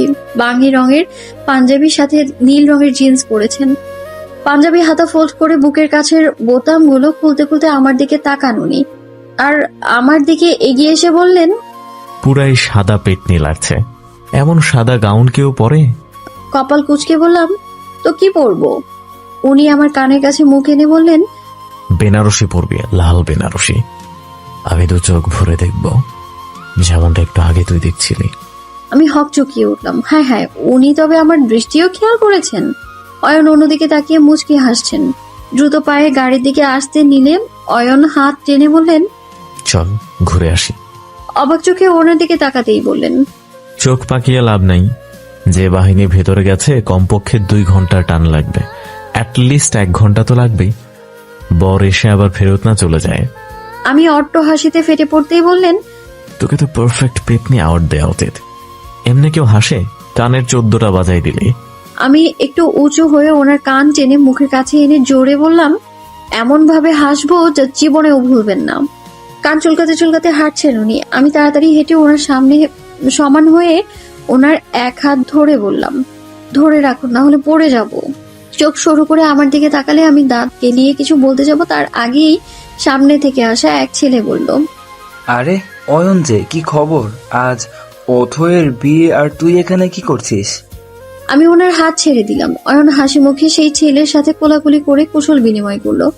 কথা কথা বুঝলাম ছেলেটির নাম সোহাগ, অয়নের বন্ধু। সোহাগ আমার দিকে তাকিয়ে বলল, তুই কবে বিয়ে করলি মামা? খবর নাই, দাঁত নাই, সোজা বউ নিয়ে ঘুরছিস। আরে ও আমার বউ না। ফিসফিস করে বলল অয়ন। সোহাগ অয়নের কাছে এসে বলল, চলছে নাকি মামা? আন্টিকে বলতে হবে নাকি সোজা আঙ্কেলকে? অয়ন আর চোখে আমার দিকে তাকিয়ে সোহাগকে নিচু স্বরে বললেন, আমার আন্টির মেয়ে। সোহাগের চোখ মুখে ফুর্তি দেখলাম। মামা, আন্টির মেয়েগুলাই কিন্তু মনে বেশি যেতে চায়, সাবধান থাকিস মামা। অয়ন মাথা চুলকে বললেন, ফুট এখান থেকে, আর একটা উল্টাপাল্টা কথাও না। আর তুই বিয়েতে যাবি না? আরে বস, না গেলে তোমার উরক্ষ মনে খবর বাকিরা পাবে কেমনে? গেলাম মামা। আমার সামনে এসে বলল, আসছি ভাবি, আমার ভাইটাকে দেখে রাখবেন। একটু রাগী হতে পারে, কিন্তু অনেক রোমান্টিক, আপনাকে অনেক। আর কিছু বলার আগেই তার মুখ চেপে সরিয়ে দেয় অয়ন। সোহাগ হাসতে হাসতে চলে গেল। যাওয়ার আগে অবশ্য অয়নকে আরো কিছু বলেছে যা আমি শুনিনি। অয়ন আমার কাছে এসে বললেন, চল। হাত ধরতেই ছাড়িয়ে নিলাম। উনি কাছে এসে আমার নিচু হওয়া মুখটা তুলে বললেন, সোহাগের কথা কিছু মনে করিস না, ও একটু এমনই। তাই বলে অচেনা একটা মেয়েকে এইভাবে বলবে? এসব কি ঠিক অয়ন? আমার কেমন লাগলো? আমার কপালে পড়ে থাকা চুলগুলো সরিয়ে দিয়ে বললেন, কিন্তু অয়ন মানে ভাইটুকু বাদ। Good, I like it. একটু সরে দাঁড়িয়ে বললাম, কি? অয়নও সরে গেলেন। মুচকে হেসে বললেন, সামনে যাই। কিছু না বলে চুপচাপ ওনার পাশে হাঁটছি আমি। উনি একটু কথা বলার চেষ্টা করেও ব্যর্থ হলেন।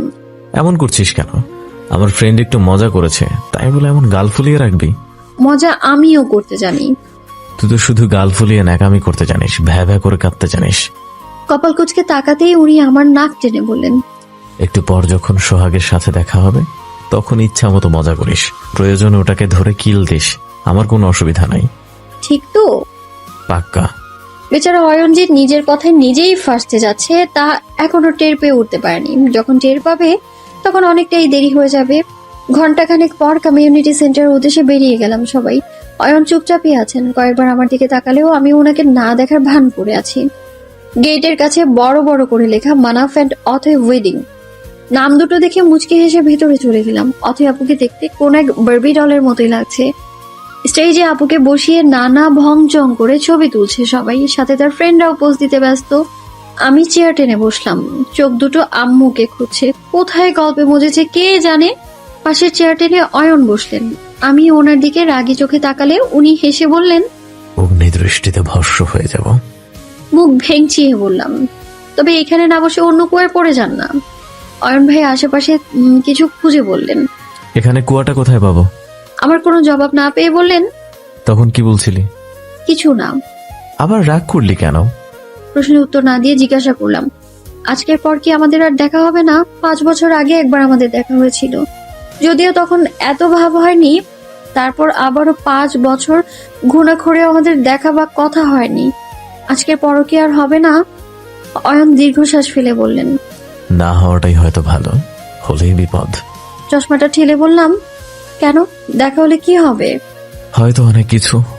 এমন হেলাফেলা উত্তরে বিরক্ত হলাম। কিছু বলতে যাওয়ার আগেই আম্মু আসলো।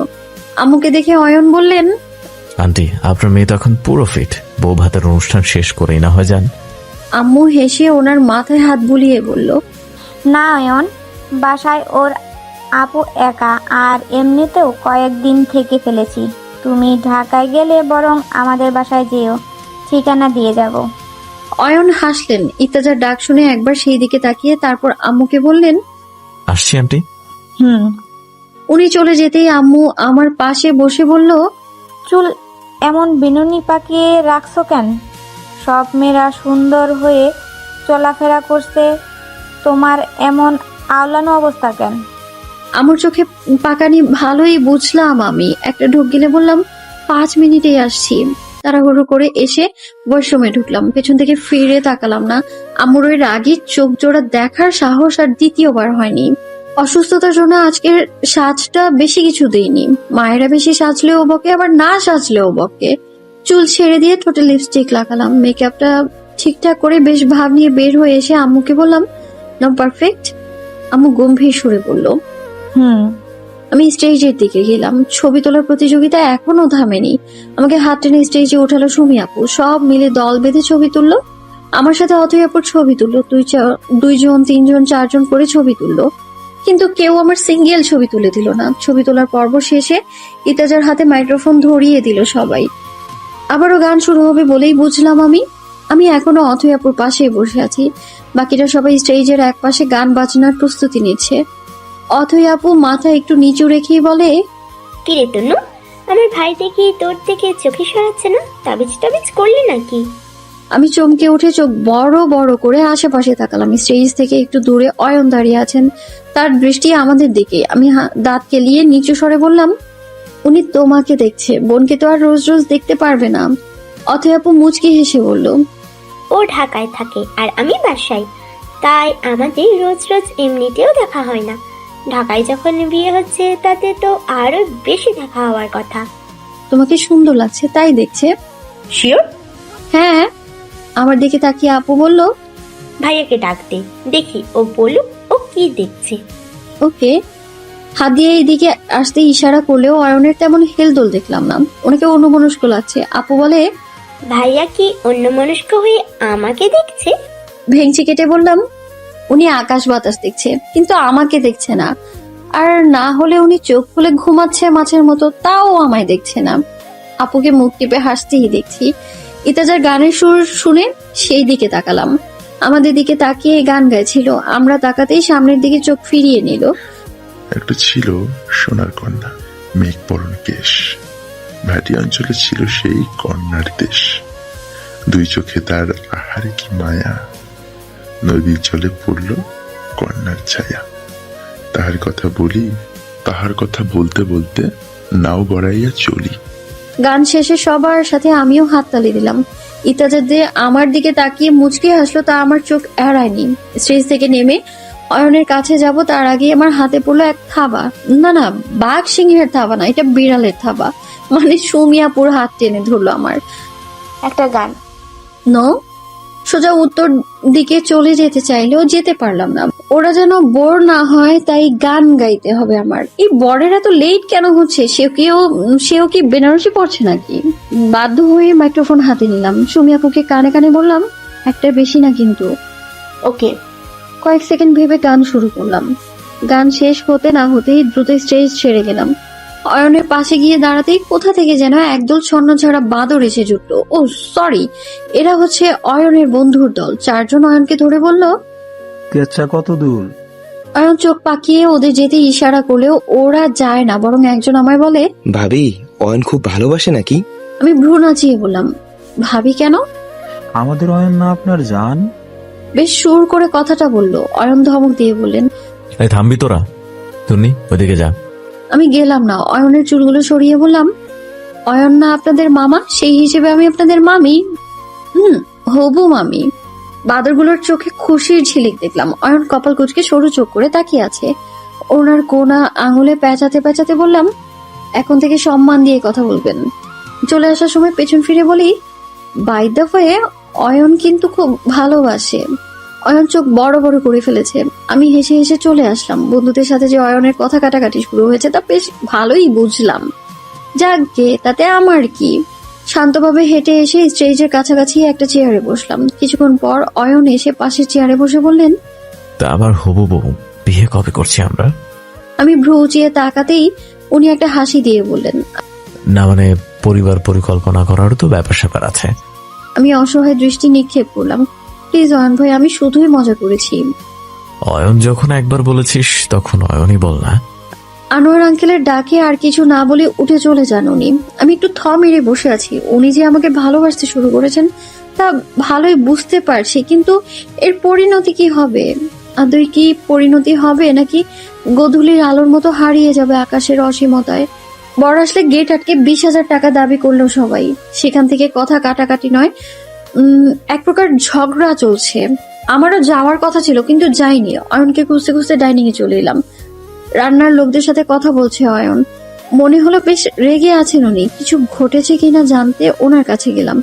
যতদূর বুঝলাম এটা রাগ না, এটা কাজে তাড়া দেওয়ার একটা উপায় মাত্র। কিরে তনুশ্রী, খাবারের গন্ধে এখানেও চলে এলি? ওনার কথায় বিরক্ত হয়ে চোখ কুচকে বললাম, মোটেও খানার গন্ধে আসেনি। আপনি রেগে আছেন কেন সেটা জানতে এলাম। অয়ন উঠে দাঁড়িয়ে আমার হাত ধরে বাইরে নিয়ে এলেন। তারপর বললেন, রেগে নেই তো আপনি এখানে কি করছেন আমার প্রেয়সী?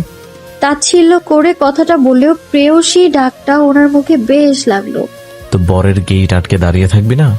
আমি হেসে বললাম, না, আমি ভিড় পছন্দ করি না তো, তা তো জানেনি। অয়ন হেসে মাথা নেড়ে বললেন, আচ্ছা তাহলে থাক, আমার কাজ আছে। অয়ন চলে যেতে নিলে তার হাত টেনে ধরলাম। অয়ন আমার দিকে তাকালে আমি একটু ইতস্তত ভাবে বললাম, একটু কথা ছিল। আমি এখন ব্যস্ত তনুশ্রী, পরে কথা বলবো। অয়ন চলে গেল। কিছু তো হয়েছে অয়নের, না আমার হয়েছে। আজ চলে যাব এটা ভাবলেই কষ্ট হচ্ছে। খুব কষ্ট পাচ্ছি আমি। বোঝানোর মতো নয় আমার অবস্থাটা। খুব নিরিবিলিতেই বিয়ের আনুষ্ঠানিকতা শেষ হয়ে গেল। বিদায়টাও আর 10টা বাঙালি মেয়ের বিয়ের মতোই হলো। আমরাও কিছুক্ষণের মধ্যেই চলে যাব। শুধু আমরা না, অনেক আত্মীয়ই আজ চলে যাবে। অয়ন সকলের সাথে কথাবার্তা বলছে, তাদের বিদায় জানাচ্ছে। বুঝলাম খুব একটা গুরুত্ব আমার দিকে নেই। সিএনজি ডেকে আনা হলো। আম্মু অয়নকে বিদায় দিয়ে এসে সিএনজিতে উঠে বসলো। আমি কথা বলতে চাইলেও অয়ন তেমন একটা কথা বলেনি। হঠাৎ এইভাবে এড়িয়ে কেন যাচ্ছে আমায়? আসার পথে কথায় কথায় বুঝলাম অয়নের কাছে আমাদের বাসার ঠিকানা দিয়ে এসেছে আমার আম্মাজান। অয়ন কি আসবে বাসায়, নাকি বছরের পর বছর পেরিয়ে গেলেও তার আর দেখা পাবো না? কলেজ শেষে বের হয়ে রাস্তার এক পাশ ঘেঁষে ধীরে ধীরে হাঁটছি। কয়েকদিন পর এইচএসসি এক্সাম, সেটা ভুলে গিয়ে অয়নের চিন্তায় মজে গেছি আমি। 1 মাস হয়ে গেল অথয়াপুর বিয়ের আর অয়নকে দেখারও। সুরত নাকি ভালোবাসার জানান দেয়। আমার ব্যাপারটাও কিছুটা এমনই হলো। অয়নের শূন্যতা প্রতিনিয়ত জানান দিচ্ছে তার জন্য আমার ভালোবাসার প্রাসাদটা কতটা বড়। আমি তো ভুল করেছি, অয়নের ফোন নাম্বারটা না এনে ফেসবুক ঘেটেও তার আইডির হদিস পাইনি। আরো বড় ভুল করেছি তাকে ভালোবেসে। হাবিজাবি চিন্তার মাঝেই মানহায় এসে হাজির হলো, পিঠে একটা চাপড় দিয়ে বলল, কিরে, কলেজ খোলার পর থেকে দেখছি তুই কেমন যেন অগোছালো, কি হয়েছে রে? বেস্ট ফ্রেন্ড হওয়া সত্ত্বেও অয়নের কথা পুরোটা মানহাকে বলা হয়ে ওঠেনি। সংকোচ কাজ করছে ভেবে নিজের উপরই রাগ উঠছে। আমার ভালো লাগছে না কিছু। কেন? হাঁটা থামিয়ে দিয়ে মানহার দিকে তাকালাম। সে এখনো প্রশ্নসূচক দৃষ্টিতেই তাকিয়ে আছে। কিরে, বল কি হয়েছে? অয়ন ভাই। মানহা আশেপাশে তাকিয়ে বলল, অয়ন ভাইয়াটা কে? আমি আবারও হাঁটতে শুরু করলাম। মানহা আমার পাশে পাশে হাঁটছে। অয়নের ব্যাপারে জানার আগ্রহ তার চোখে মুখে। বেশি আগ্রহ হওয়ার কারণ হয়তো একটা ছেলেকে নিয়ে আমার ব্যাকুলতা। অতএপুর বিয়েতে গিয়েছিলাম আমি, মনে আছে তোকে বলেছিলাম না একটা ছেলে আমায় সাজিয়ে দিয়েছিল, সেই অয়ন। মানহা মাথা নেড়ে বলে, ওহ আচ্ছা। অতএপুর বড় ভাই। আচ্ছা বুঝলাম, সেই অয়নের জন্য তোমার দিলে কুস্ত হনি লাগা। মানহার সুর তুলে ঠেস দেওয়া কথাটা ভালোই বুঝলাম আমি। ইচ্ছে করছিল থাপ্পড় দিয়ে ওর 3 ইঞ্চি দাঁতগুলো ফালাই দিয়ে আমি নিতান্তই ভদ্র মেয়ে বলে সিন ক্রিয়েট করলাম না। ওর সাথে আর কোনো কথা না বলে বাসায় চলে আসলাম। যদিও আমাকে বেশ কয়েকবার ডেকেছে সে। রুমে ব্যাগ রেখে আম্মুর কাছে গিয়ে বুঝলাম আম্মু খুব ব্যস্ত। ব্যস্ততার কারণ জানতে চাওয়ায় আম্মু বলল, বাসায় মেহমান আসবে, তাড়াতাড়ি ফ্রেশ হয়ে নাও। কে আসবে আম্মু? তোমার বড় মামা আর মামি। যাও নিজের রুমে গুছিয়ে রাখো। মেহমান আসবে বাসায় বুঝলাম, আমার রুম গোছাতে হবে কেন?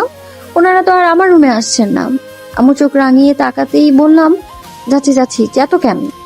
পুরো রুম গুছিয়ে গোসল সেরে বারান্দায় চুল শুকোতে লাগলাম। আকাশে ছুটে চলা প্লেনের দিকে তাকিয়ে অন্যমনস্ক হয়ে গেছি। আমার কল্পনায় অয়ন, আমার ভাবনায় অয়ন, আমার স্বপ্নে অয়ন, শুধু বাস্তবে আর শূন্যতা তার। ফোন বেজে ওঠায় চমকে রুমে গিয়ে রিসিভ করলাম। অচেনা একটা নাম্বার। হ্যালো, কে বলছেন? তনুশ্রী। অয়ন। দুই দিকেই নীরবতা। হঠাৎ কলটা কেটে গেল। ফোনের স্ক্রিনের দিকে তাকিয়ে ভাবছি এটা আমার স্বপ্ন নাকি সত্যি।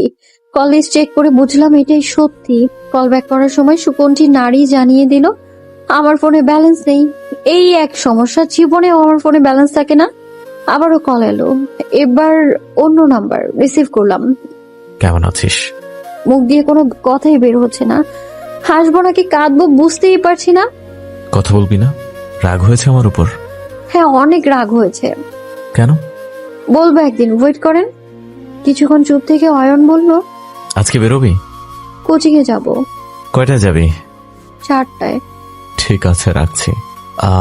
কোচিংটা কোথায়? আমি হেসে বললাম, খিলগাঁও রেল গেটের কাছে। আমি ঠিক 4টা ওখানে থাকবো। আজ তোর কোচিং ফাঁকি। আমি ফোন রেখে সোজা বিছানায় শুয়ে পড়লাম। আজ অয়নের সাথে দেখা হবে। কতদিন পর আজ তার সামনে যাব আমি। বিকেলে বের হলাম, ব্যাগে লিপস্টিক আর কাজল নিয়ে নিয়েছি। রাস্তায় বের হয়ে দ্রুত এসব দিয়েই চলে গেলাম খিলগাঁও প্লাস পয়েন্টের সামনে। আশেপাশে অয়নকে দেখছি না। ফোন বেজে উঠলো, রিসিভ করলাম। কোথায় তুই? প্লাস পয়েন্টের সামনে। রেল গেট বলে এখন প্লাস পয়েন্টে কি করিস? দেখেছি তোকে। আচ্ছা, আসতেছি আমি। রাস্তার অপর পাশে অয়নকে দেখেছি। ফোন কানে নিয়ে রাস্তা পার হওয়ার জন্য দাঁড়িয়ে আছে। ডার্ক অলিভ রঙের শার্ট আর কালো জিন্স পরনে, চোখে চিকন ফ্রেমের চশমা। সে ফোন পকেটে ঢুকিয়ে রাস্তা পার হয়ে এসে সোজা আমার সামনে চলে এসেছে। কোচিং কোথায় তোর? হাত দিয়ে পাশের কমার্স ব্যাংক দেখিয়ে বললাম, এর 3 তলায়। ও, চল। অয়ন আমার হাত ধরে রাস্তা পার করে নিয়ে গেল। রাস্তা পার হয়ে গিয়ে বাইকে উঠলাম। শাহজাহানপুর পার হয়ে রাজারবাগের কাছে ট্রাফিক সিগন্যালে পড়েছি। এতক্ষণ ধরে চুপচাপ অয়নকেই দেখছি। বাইকের লুকিং গ্লাসে তার মুখটা স্পষ্ট। মনে একটা গানই চলছে, শুধু মুখেই আসছে না। শুধু তোমার প্রেমে আমি পড়েছি, বেঁচে থেকেও যেন মরেছি, তোমার নামে বাজি ধরেছি। তনুশ্রী, আই তনু, ঘুমিয়ে গেলি নাকি?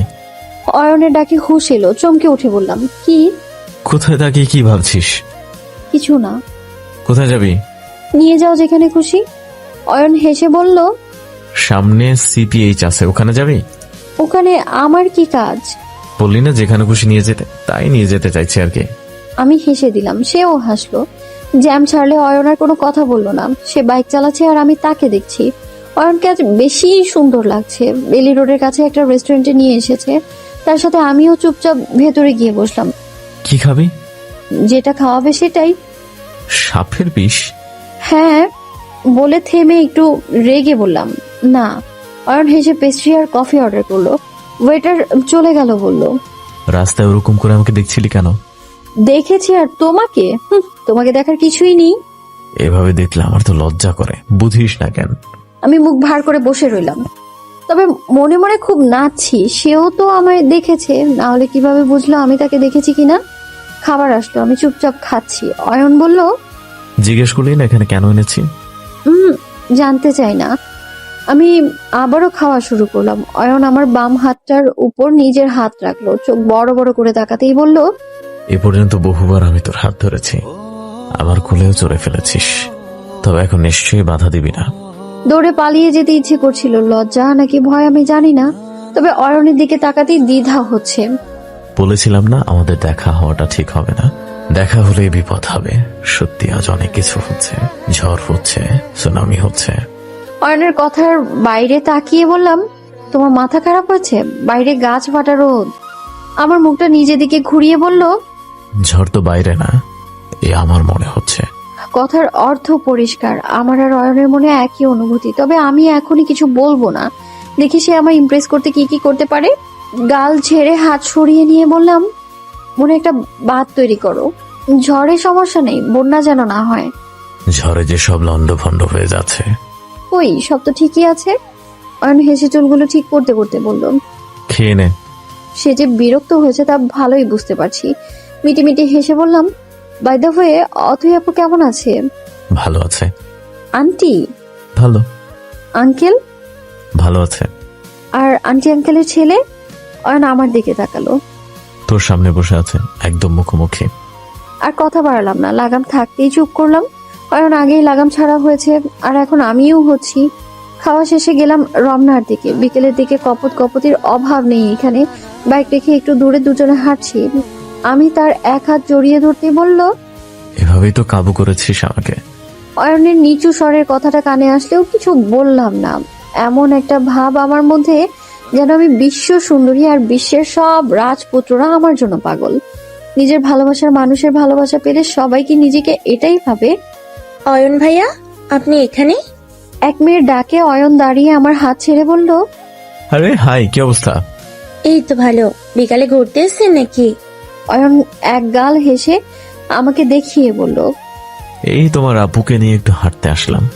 মেয়েটার আপাদমস্তক পর্যবেক্ষণ করছি। সুন্দর, যথেষ্ট স্মার্ট, তা বোঝাই যাচ্ছে। অয়নের হাসিতে এখন গা চলে যাচ্ছে আমার।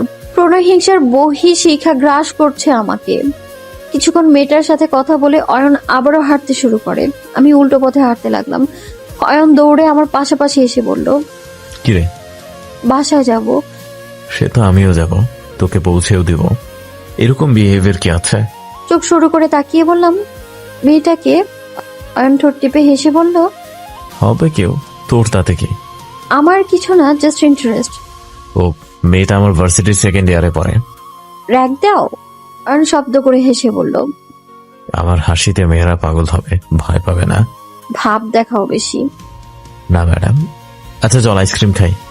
আমি আর কথা না বাড়িয়ে বললাম, ওকে। দুই হাতে দুটো আইসক্রিম নিয়ে দাঁড়িয়ে আছি। অয়ন আইসক্রিমের টাকা দিয়ে আমার কাছে এসে দাঁড়ালো। কিরে, আমারটাও খাচ্ছিস নাকি? ছি ছি, এইসব ভ্যানিলা ফ্লেভার আমি খাই না।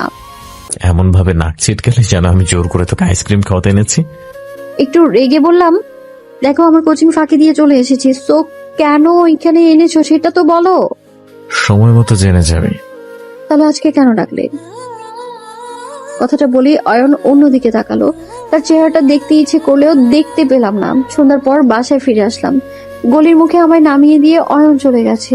অয়নকে বাসায় আসতে বললাম, কিন্তু রাজি হলো না। নিজের ব্যাগটা থেকে একটা প্যাকেট বের করে আমার হাতে ধরিয়ে দিয়ে গেল সে। কি আছে এতে জিজ্ঞাসা করায় হাসিটাই দিল, শুধু উত্তর আর দিল না।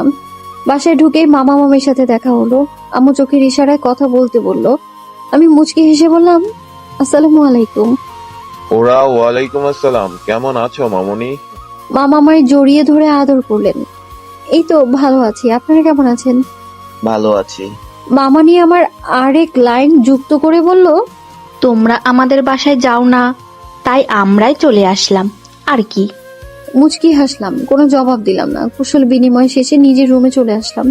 রুম থেকে অয়নের দেয়া প্যাকেট খুলে ভেতর থেকে শিফন কাপড়ের শাড়ি আবিষ্কার করলাম।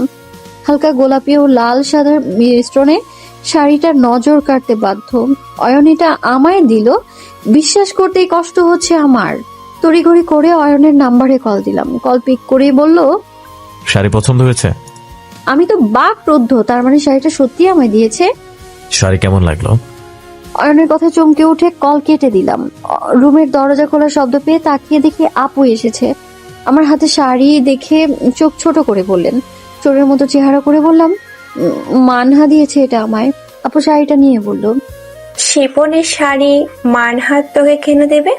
যুক্তিযুক্ত কোনো উত্তর না পেয়ে বললাম, মানহা এটা টিউশনি টাকা জমিয়ে দিয়েছে, ওর খুব শখ, কিন্তু বাসায় বকা দিবে তাই এটা আমায় দিয়ে বলেছে যেন আমি ওকে গিফট দেওয়ার নাটক করি।